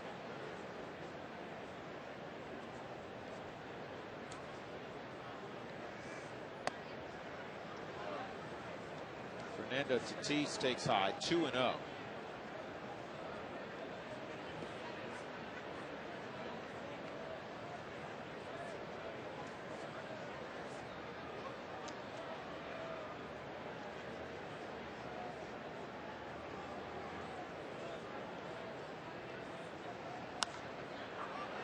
This is popped up, shallow right field. Barmes going out.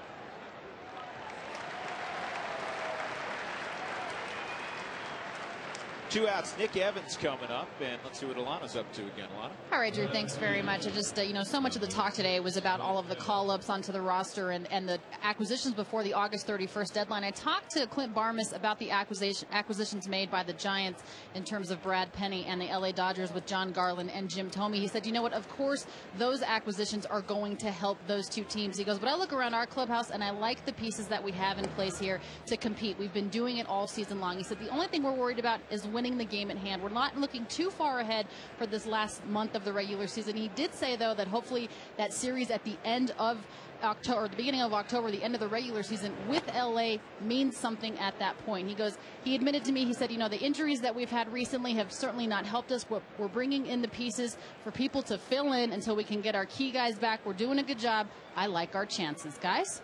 He's always very optimistic. That's one of the things you love about being around. Down the third base line, it's a fair ball. Being around Jim Tracy. Nick Evans digging for second. He'll have a 2-out double. That's the first hit, George, for the Mets since Fernando Tatis doubled back in the first inning. Well, that's how you take control of a ball game. You gave up 2, then your club puts you back on top, and you just shut things down. This ball was a line hugger down the left field line.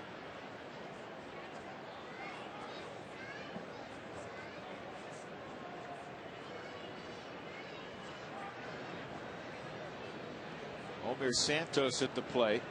He has struck out twice against De La Rosa. And a line drive, but right at Tulowitzki. And that's all for the Mets in the 6th inning. Rockies leading it 7-2.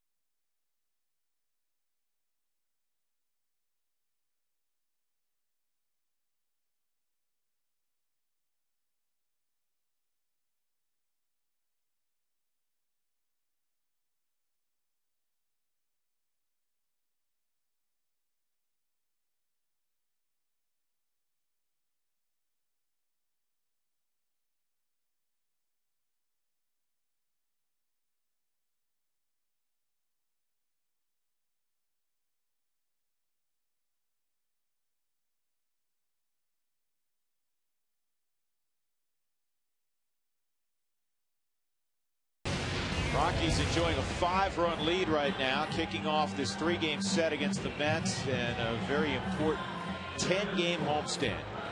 We are in September. The Rockies have a chance to move a game up in the wild card chase.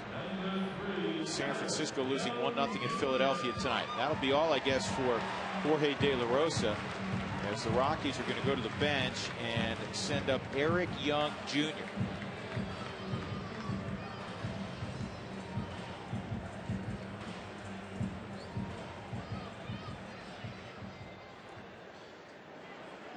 De La Rosa was right at 100 pitches. And you know what, George? The split was what you want. He had 50 strikes, 50 balls. But to a point you made very early in the game, he worked his way through a difficult first inning as he visits with Bob Apodaca.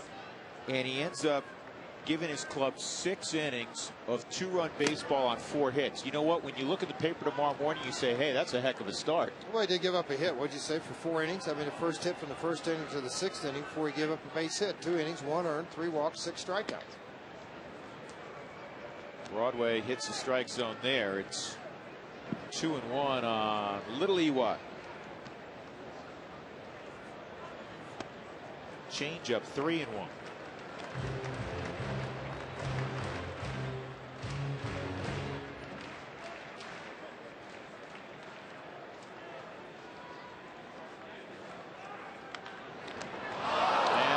By Broadway. 1 out. Well, the first 10,000 adults, 21 or older, that's right, 21 or older, through the gates on Monday when the Reds are in town. You'll be able to get a really nice cooler bag courtesy of Coors. So it's September the 7th, Monday. Adults 21 and over. You purchase your tickets to that ball game at a Rockies ticket outlet or go online to ColoradoRockies.com.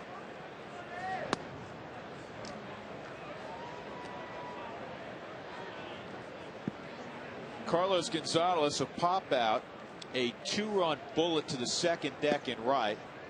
And then Pelfrey, when he saw him in the 4th inning, threw 4 pitches that were way out of the strike zone to him. 2 runs scored by Gonzalez tonight. Here's a 2-0. That's in there, 2-1.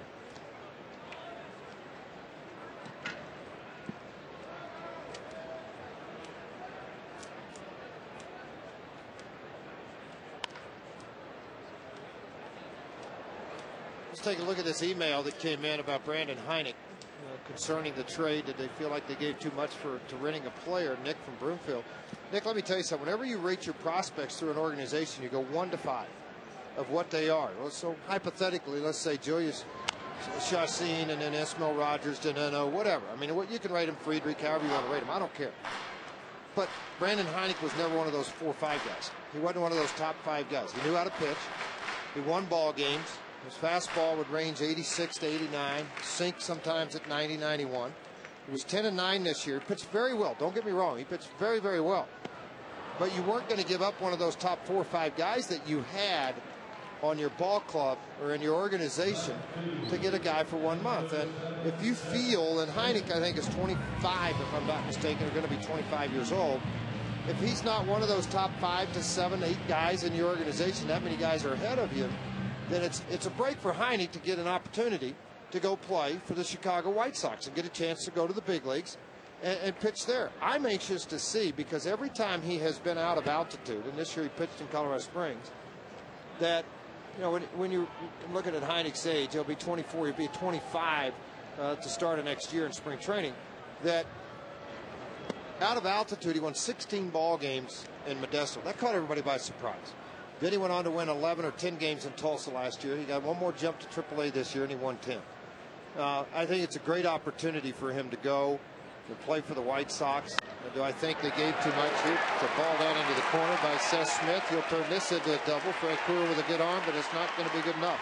I just think that if your big league club is trying to win, which they are, it'd be 1 game up if everything finished right now in the wild card. You got to worry about winning here right now, yet not give up a ton of stuff to get it. And I think they felt like with Heineck, he was probably down the ladder a little bit more than what people thought as far as where they're ready to come forward. And when you project him, George, you project him at the very back end of a rotation. It's not a knock. It's just based on on his stuff. By the way, Ismail Rogers tonight, 5 2/3, a couple of runs, 4 walks, and 5 strikeouts, and he started at Colorado Springs tonight. That ball club with a 1-game lead. Tulsa down 1 ball game right now. Modesto is in the playoffs as well as should be. The Nashville Tourists, they had a 3-game lead over Augusta right now. Tri-Cities with a 9-game lead. 5 of the 6 minor leagues would be there into the playoffs. Quite an accomplishment for Mark Gustafson, the coordinators that worked alongside this, and with the firing of Clint Hurdle this year, there was obviously a big reshuffling of managers at the minor league level. When Tommy Runnels came here to be the bench coach, there was a lot of things that went on with this minor league system, yet they've still come out on top. Credit to Mark Gustafson, Bill Guyvette, the draft. A lot of different things play into that. Matt Daly will be next. You see him getting loose in the Rockies bullpen. 1 strike count on Helton, a chance to drive in another run for Todd. He had a 3-run home run in the 4th, and this ball deep short, and Hernandez boots it. There'll be an error on Hernandez.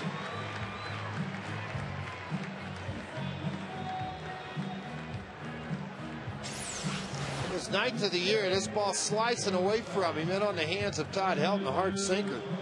Caught the stomach of Hernandez. He wasn't able to complete it and hang on to the baseball to make the throw to first base. That will allow Tulowitzki to hit. Troy is 0 for 3 after nearly having his 2nd cycle in about 4 or 5 weeks. He came up a triple short on Sunday against the Giants. Hit his 24th home run, which matches his career high set in his rookie year of 07. 1st and 3rd, 2 outs.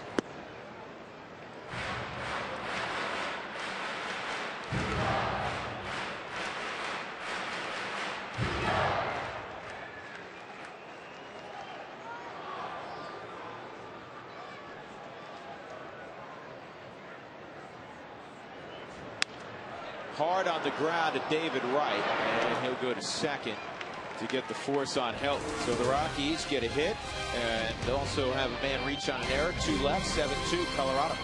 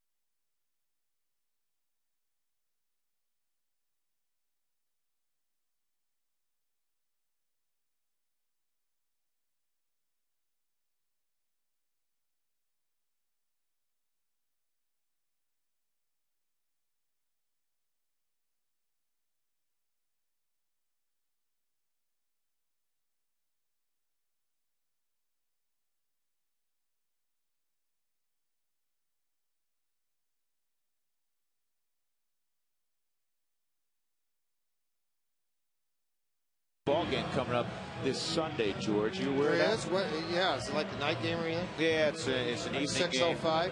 Well, no, they played up in Boulder? Well, it's 5:05. They played up in Boulder? They're going to play it in Boulder. And then I heard the next 9 years they're going to play it at Invesco, and then they'll go to CSU. Yeah, I think to 2020, 10-year deal. Yeah, it's great. That's great for the city. Absolutely. Or for the whole state, I mean. That's wonderful. I agree. Absolutely. Yeah, I credit Mike Bowen. I credit everybody at CU and CSU putting that thing together. I thought it was really funny last night. I watched the newscast, and I'm drawing a blank here, Colorado State's athletic director, but he walked. Tim Kowalczyk. Tim walks up to the podium and goes, "Yeah, I really appreciate this huge crowd turned out here for our first game against, Weber State or whoever it was, in Wyoming. It's kind of funny. He's talking about our first game and going through, and it was first home game, that they're going to play, and he made fun of it. But and again, I'm around Oklahoma, Oklahoma State, Oklahoma, Texas, Oklahoma, Nebraska, all those great rivalries. And it's neat that these two teams out of league play each other. It's actually been a great rivalry, and the game has always been terrific. On the ground is short. Tulowitzki will throw at Castillo. Hernandez. What I liked about it, obviously, you draw out all the fans. To come to the ball game, to see the green and gold, the gold and black. They'll all be stacked into the stadium.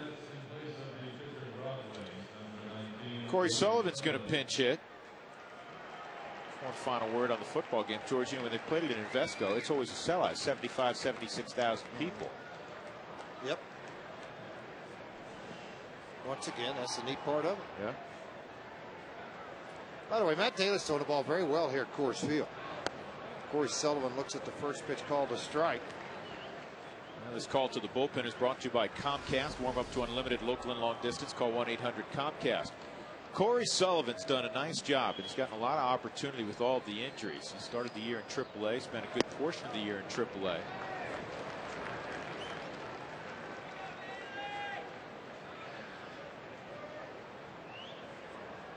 See the numbers on Daly. Sullivan hitting .258. He's driven in 9. He fouls this off. To where he's hit in the lineup, he's led off. He's hit 8th, 7th. It hasn't been an RBI type situation for Corey Sullivan. Always pretty good complementary player. He can play any 3 of the outfield positions. He's got 4 triples since being called back to the big leagues. He's got 5 stolen bases in 5 attempts. He's going to play good defense. That's his calling card. Dream come true for him. He finally got to wear Spilborghs' number.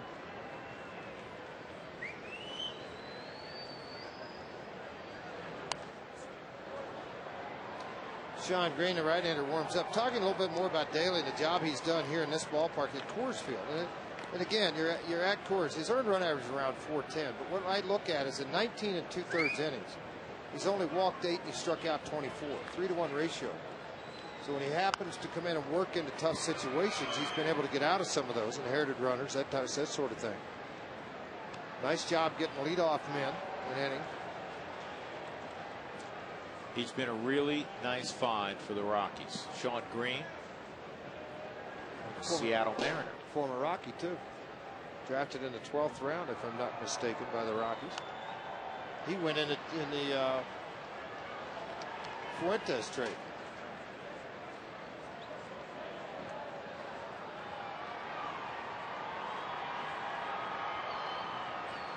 That's how he arrived in New York, and as George said, he was drafted back in 2000 by the Rockies. 1 ball, 2 strikes.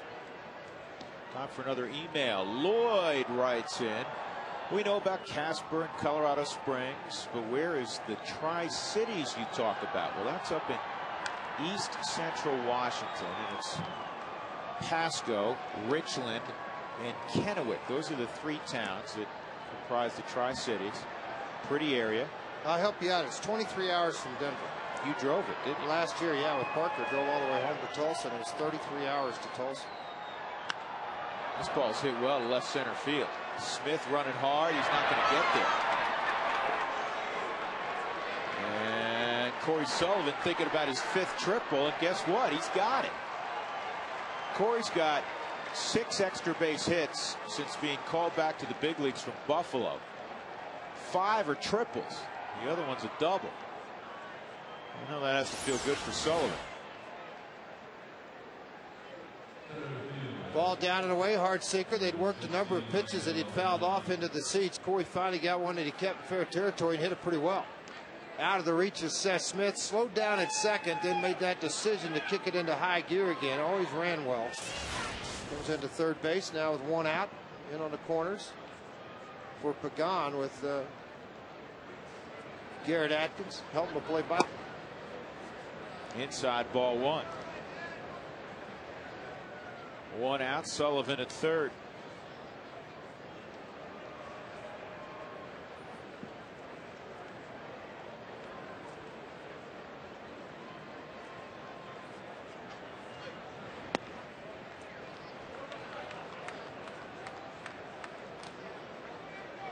The Mets offensively are a curious club. They are dead last in their new ballpark in home runs in all of baseball by a bunch. 18 fewer home runs than the Giants have hit this year. In fact, they're the only 2 big league clubs who have not eclipsed 100 home runs yet. The Mets have 76 home runs. The Giants have 94, and obviously they didn't add to that total as they were shut out 1-0 by the Phils tonight. But the Mets have the 2nd highest batting average in the National League to the Dodgers. .269 batting average, 8 points better than the Rockies. And they also, George, lead the National League. There's the top averages in the NL. They also lead the National League in hitting with runners in scoring position. But overall, they're not a real good offensive club. 3-1, fouled off. Well, when you look at their ball club, I mean, you're asking a lot of guys that never get put in a position for success or to try to succeed at a big league level, pushed out there. A lot of guys. Well, with all those big names out, you know, Delgado and Beltran are going to pick up your home run total and your run scored total. This ball's hit very well to center field. Sullivan jogs home, and it's going to be back-to-back triples. 7-3.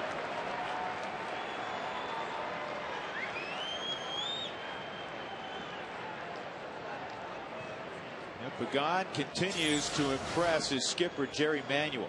Just a ball that got up into the strike zone, and anytime Matt Daly gets the ball up, typically going to get hit because he's such a good low ball pitcher. When he's down, he gets a lot of ground ball outs. 2 fly balls resulted in back-to-back triples. And a run for the New York Mets. Now a 7-3 ball game.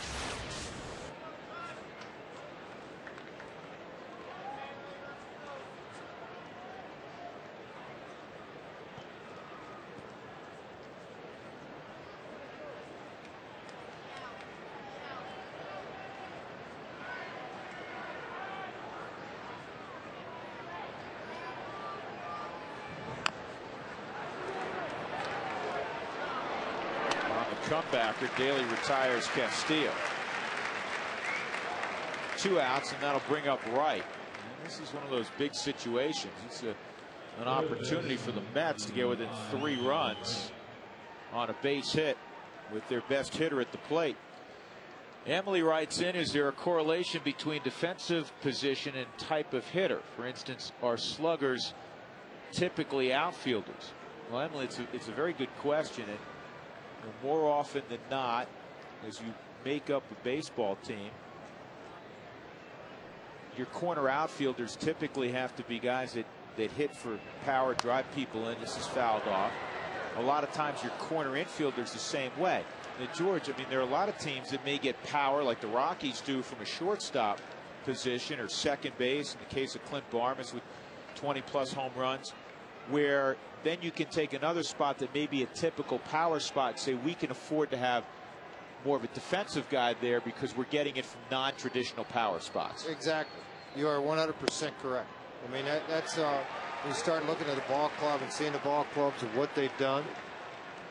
You know, and again, I'm going to brag a little bit about Matt Daly because Jim Tracy the other day talked to me at length about sending Franklin back out. He liked the 97-mile-an-hour fastball, the changes that go through the mind of what you're thinking you're going to do, how you're going to do it.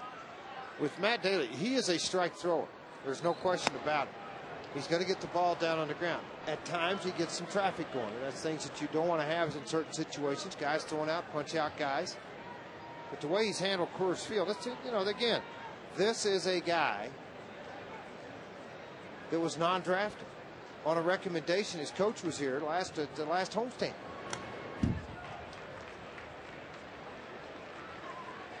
It remains a ball and 2 strikes on David Wright. Rockies up 7-3. Angel Pagan tripled in Corey Sullivan, who had tripled as a pinch hitter with 1 out. So Pagan is at third. 2 outs in the 7th.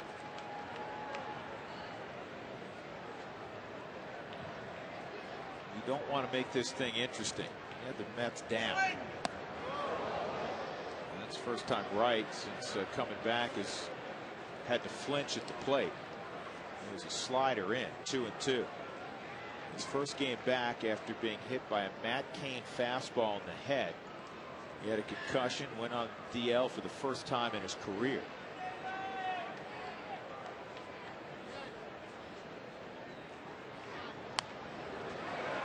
Missed with that fastball. See how far Torrealba was on the outside corner and down, low fastball. Daly didn't get the arm through it, stayed up and right on the middle half, but it had enough juice behind it at 91 and he didn't catch it.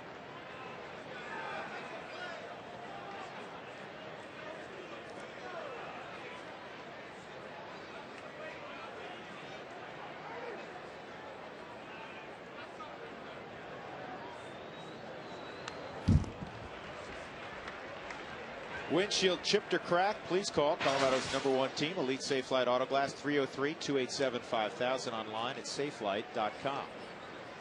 If you're wondering why Matt Daly keeps pounding the fastball, George, you always state you want to go down with your best pitch, and Daly believes his best pitch is his fastball, not his slider. Because it's the hard sinker. Create the ball down, plane on the baseball. See, that ball hung. That's slider. Ball was up in the strike zone, came around it, stayed up at 81 miles an hour, and you just slow it down to a lot of guys' bat speed.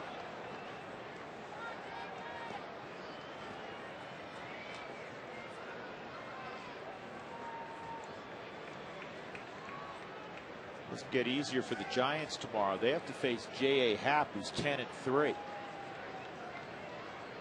Cole Hamels beat him tonight 1-0.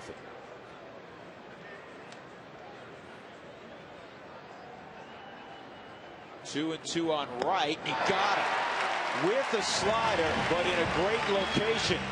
So Daly wins the battle with David Wright, and it's a big one. The Mets do get a run, but they don't get that fourth run.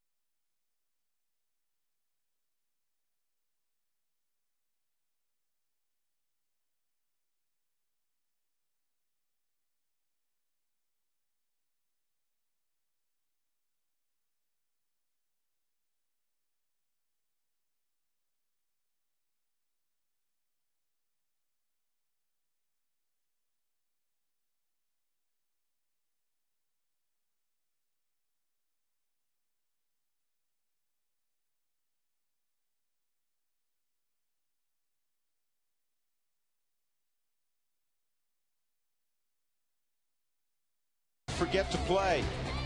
And buy Bird Auto. To find great deals on used cars, visit ColoradoWheelsOnline.com or pick up a magazine at over 200 locations. Rockies leading 7-3. Welcome back inside Coors Field. Bottom of the 7th inning. Third pitcher utilized tonight by Jerry Manuel. It'll be Sean Green after 2 scoreless innings by Lance Broadway. Hey, Broadway, I thought, showed a very good sinker, hard slider, a couple of hits, struck out 2. Pitched well. Not indicative of the record he had in AAA. Brad Hopp will lead it off against Green.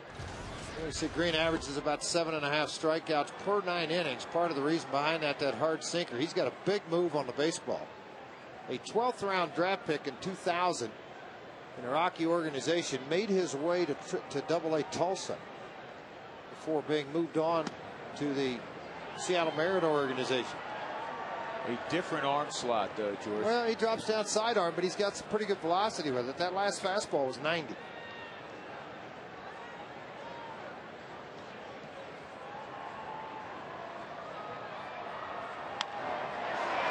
Hop lines at center field, and the catch is made by Pagan. Time for our Geico quote of the day.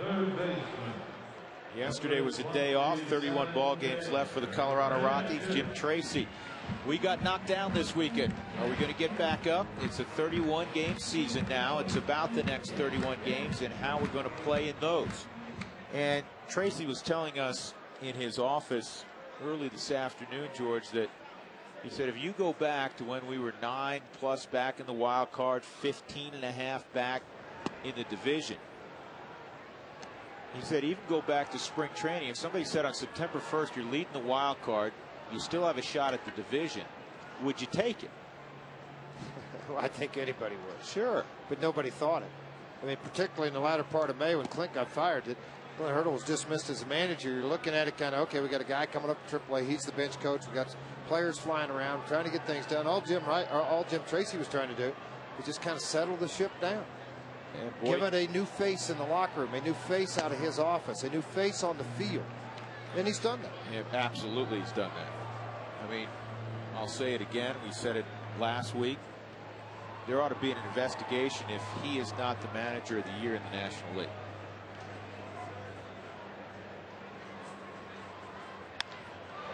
That's another base hit for Atkins. It's good to see. Garrett's 2 for 3 and a walk, including an RBI tonight. All against right-handed pitching, where he came in hitting below 200, which is just unfathomable when you think of the talent offensively that Atkins possesses. So a one-out base runner, and Clint Barmas steps up. Chris, down or up in Fort Collins, are the batting practice balls stored in the humidor with the game balls? No.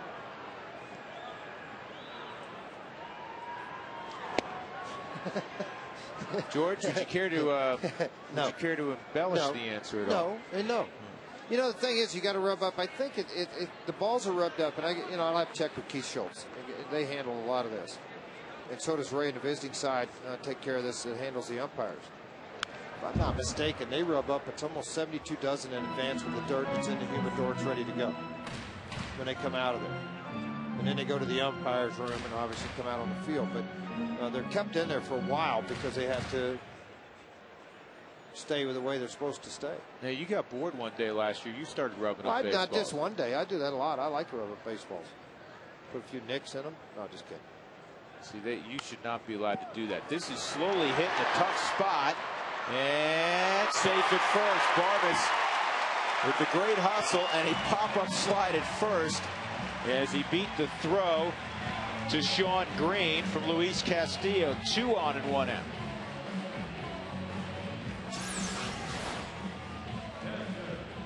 See, right off the end of the bat, as soon as Tatis goes off, then there's nobody there. Then it's just a foot race with Green and Barmas. Barmas is going to win that an awful lot of times if you take a bad route over to first base. So you're going to slide, thinking to get there a little bit quicker, get out of the way of the play, and he does. Just beat it. Here's Torrealba, 1 for 3. Got a base hit, a line single in the second inning to extend his hitting streak to 11 games. That is tied for the best in the National League right now.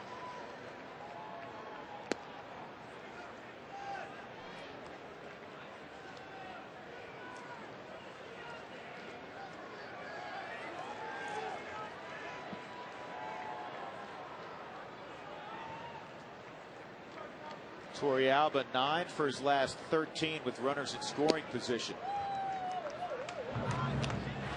And look who's on deck. It'll be the Rockies' debut of Jason Giambi.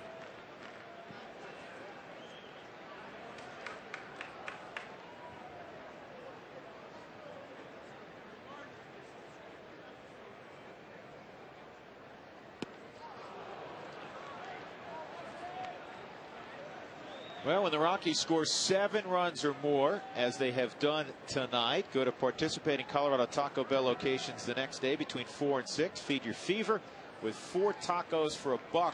That is a steal. Make sure you do it tomorrow. Atkins singled. He's at second. Barmas at first after an infield hit. Outside, 2-2.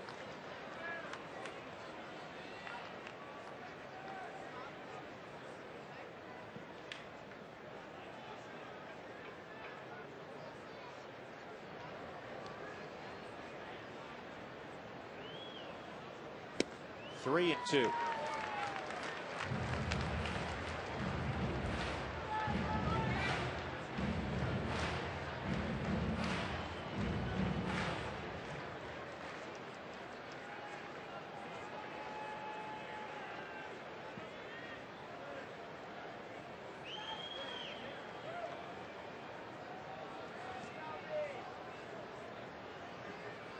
Runners going, ball 4.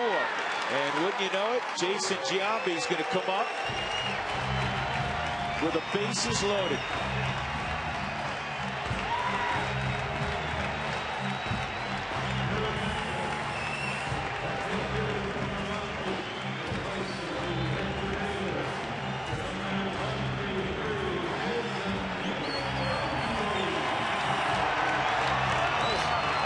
Sixth walk of the night by the Mets pitching staff.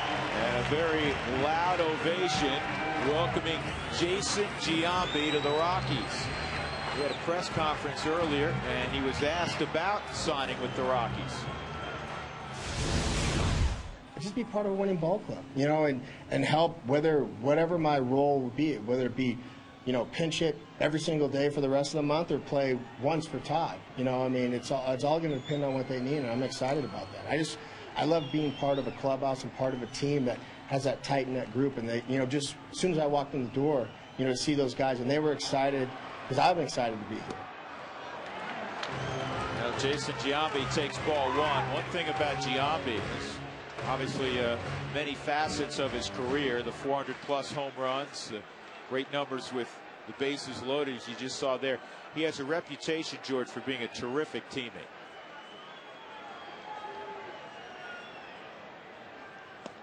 Outside, 2-0. Giambi first broke in 1995 with the A's. What I like about him coming up in this situation with Seth Smith already in, he's going to work the count. He's not going to be an aggressive young kid trying to over-impress. He has nobody to impress in the game of baseball.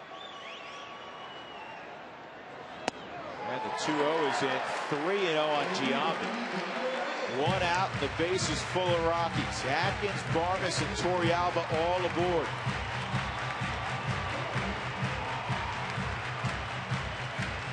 .407 lifetime home runs for Giambi.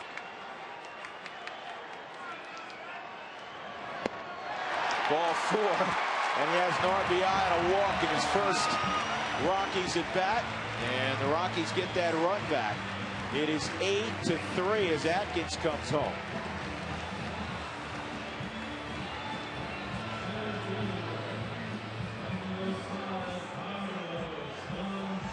And now Carlos Gonzalez will come up.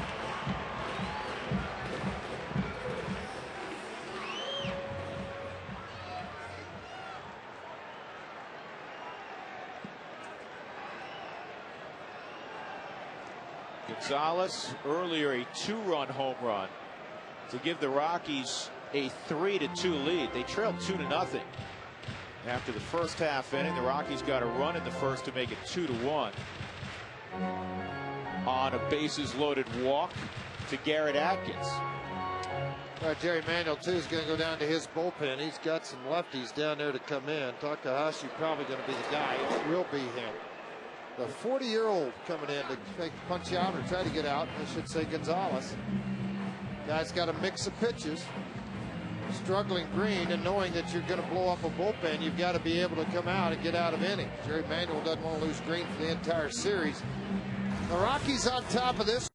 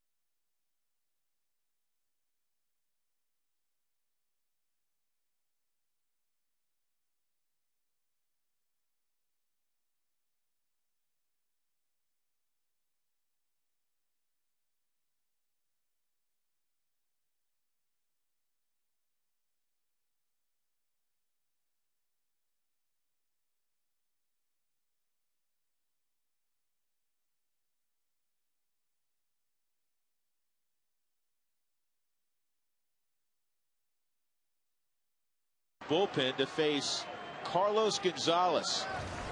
Rockies have 3 lefties in a row.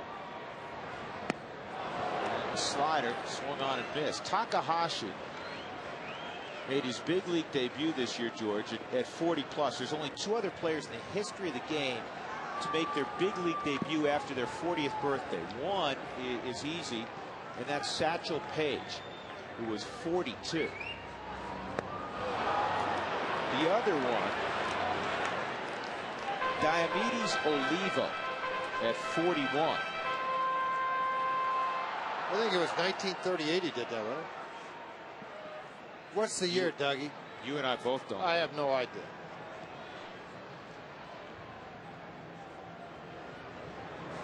And that ball's a line drive that is gloved by the first baseman Tatis. He runs to the bag, doubles off Giambi. In the inning, 1 run for the Rockies. They lead it 8-3 as we go to the 8th.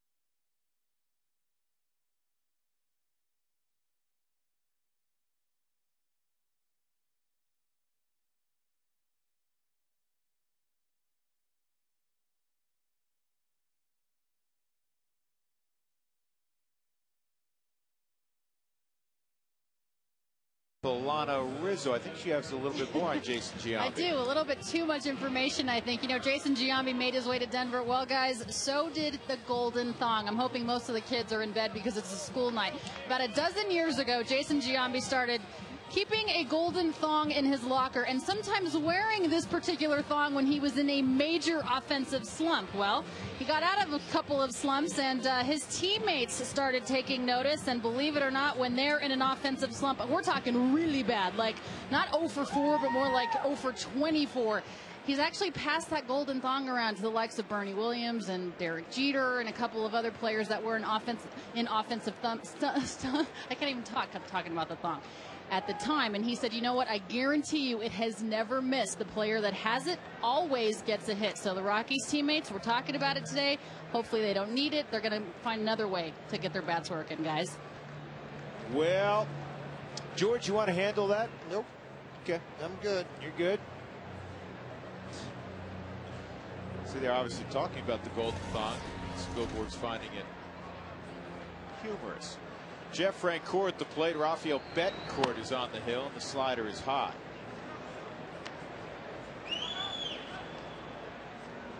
Oh, the lengths players will go to remove themselves from slumps.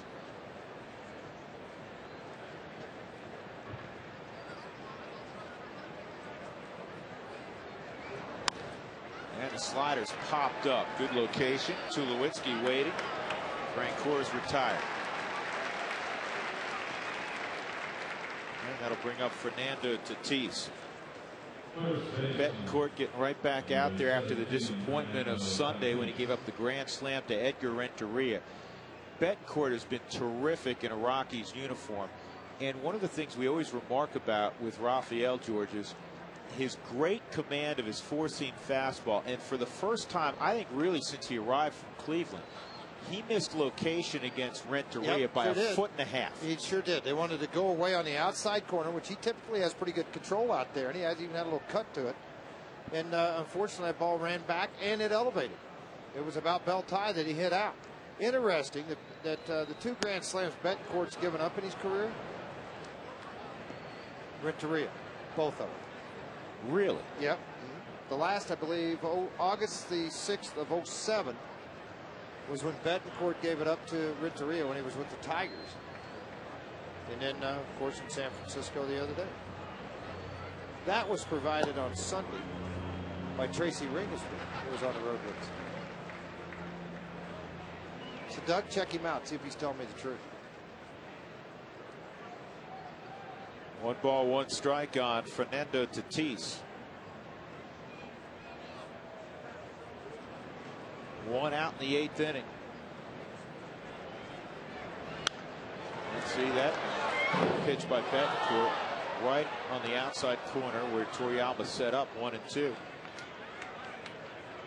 Another email. Alan, does anyone videotape the hitters when they are hot so that if they start struggling they can go back and see what they were doing right or what may have changed? Alan, everything, absolutely everything is videotaped nowadays. Guys can go watch an at-bat right after it happens.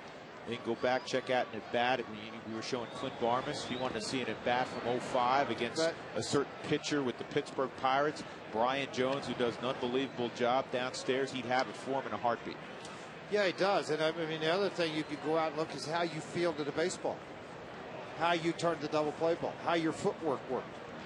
You know, what did you do at third on a slow roller? Should I gloved it? Should I barehanded? What should I have done? So, I mean, all those things are recorded downstairs. Jimmy Hartley, the assistant, also a guy that's right in the middle of everything down there, helping out, getting things done the right way. And, you know, they're still getting stuff done this week, George, because mentally they're trying to prepare for the Oklahoma State Cowboy opener. Well, and remember, who are they playing? They got a big one. Who are they playing? Georgia. Georgia. And, of course, Paul Egan's is the biggest Georgia Bulldog fan. By far. Not even close. By far. Paul, the Rockies' traveling secretary, been with the organization since '92. This ball's hit a ton to center field, but it's going to die in the glove of Carlos Gonzalez. So Tatis is a long out.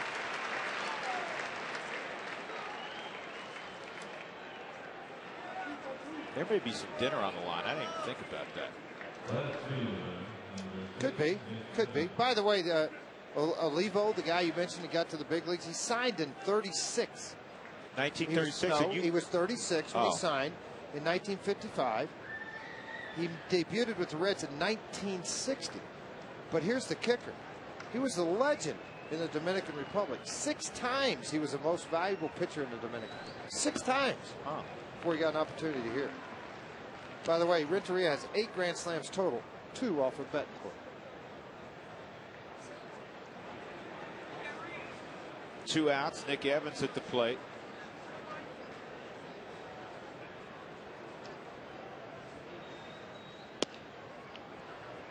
One and one.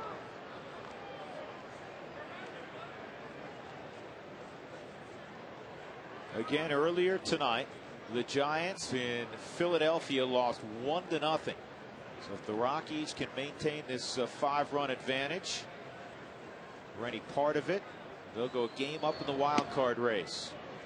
That's a strike, 1-2.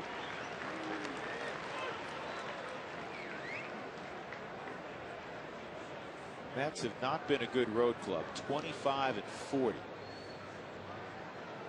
And against the National League West, they're 13-19. 3 of the 13 wins against the Rockies.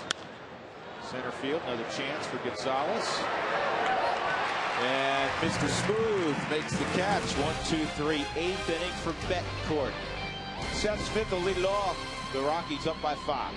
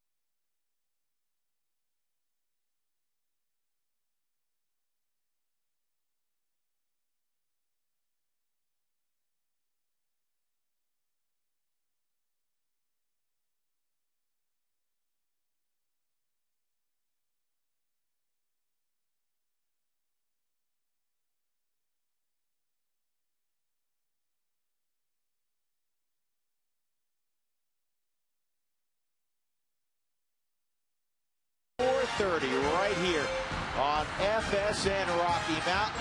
We kick off 30 minutes after the pregame show. The kickback Sunday, a little afternoon baseball, the Rockies and the Arizona Diamondbacks, to be followed immediately by the Rams and Buffaloes. A great way to kick off the college football season in these parts. Seth Smith against Ken Takahashi.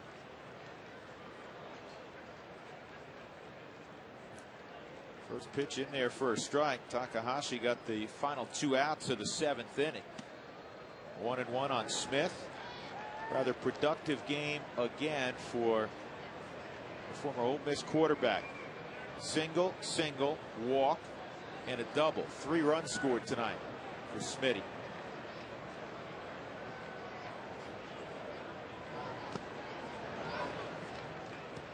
It'll be, to be one of the first 5,000 to the gates on Wednesday, September the 2nd. You'll receive Jason Marquis t-shirt courtesy of FSN Rocky Mountain.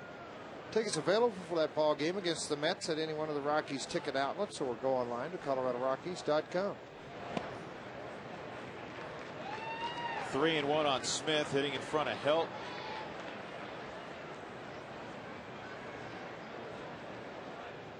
Rockies 7 games over 500 in the second half, despite the 5-game losing streak.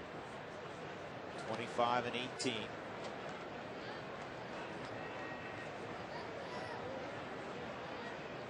Again, their next 13, including tonight, against teams below 500, and significantly so. Takahashi strikes out Smith.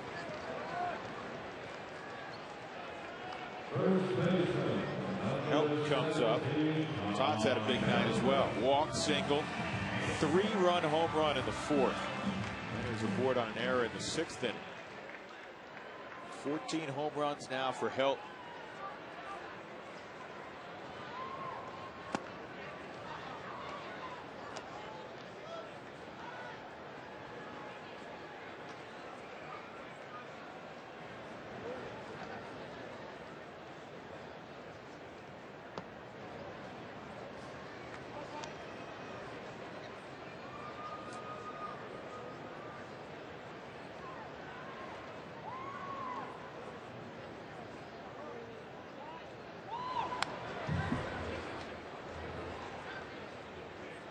Let's check out this email as it has come in from Roger from Fort Collins, Colorado. What do pitchers think about intentionally walking the batter? If it's Barry Bonds, if it's Todd Helton, if it's one of those guys, yahoo.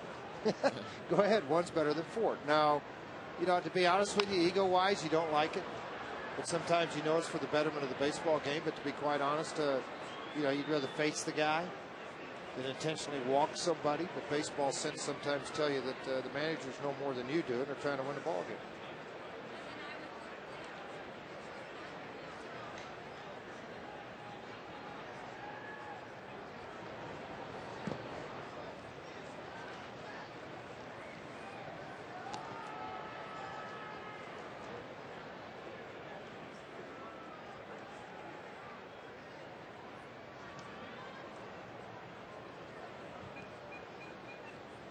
Two and two on Helt.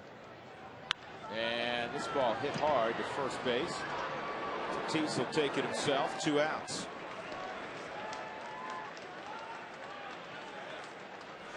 That'll bring up Tulowitzki, who's 0 for 4. This copyrighted telecast is presented by authority of the Colorado Rockies and may not be reproduced or retransmitted in any form. And the accounts and descriptions of this game may not be disseminated without the express written consent of the Colorado Rockies.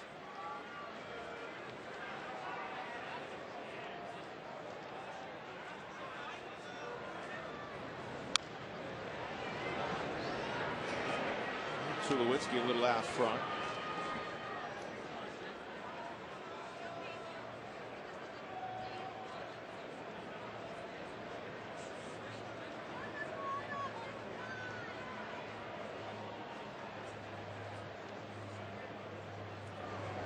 And that's a bullet up the middle.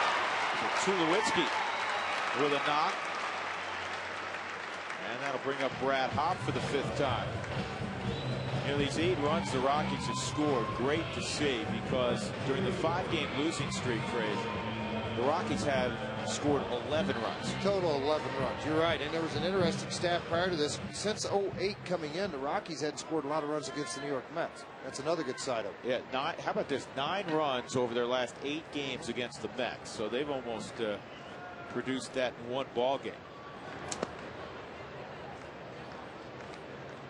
The last couple of years at Shea Stadium and their first visit to Citi Field did not go well for the offense, didn't go well for the club.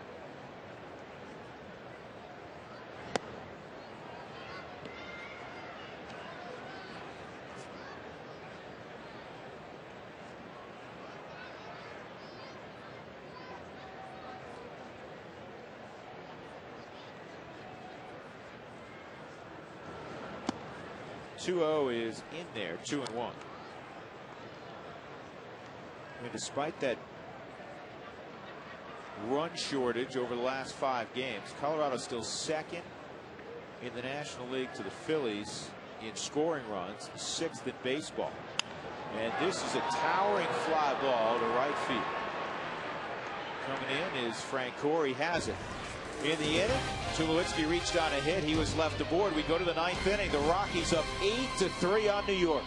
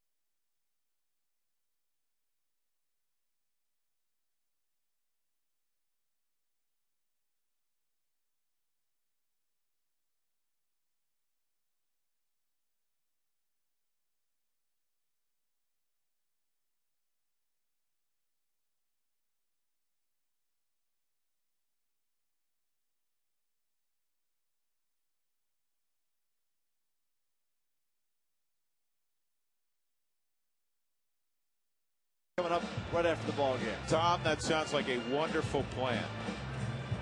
26,190 in the house. Ryan Spilborghs is now in left field. And though it is not a save situation, an opportunity to get Houston Street some work. Jim Tracy passing Houston Street as Houston ran out to a shag during batting practice. Jim Tracy said, I want to see a lot of you over the next 10 days. Houston Street said, I want 7 appearances. Well, here's number 1. The last time he appeared in a ball game was the 24th of August, 1 inning against San Francisco. Been a while. It's one thing that he does, though. He repeats the delivery, works very hard down into the bullpen area. 90 miles an hour the first fastball, first strike. Out of his 33 saves on the season, I may be mistaken, but I think there's been 24 1-2-3 innings. It's somewhere above 20. It's really been remarkable. Broken bat, ground ball to third. Atkins throws out. Amir Santos.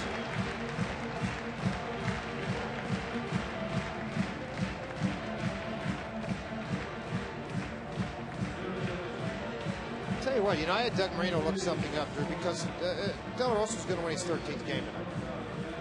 And Marquis has won 14. Never has there in the history of this organization have they had 3 13-game winners, and Jimenez has a chance to do that tomorrow with his 12 wins going against the Mets.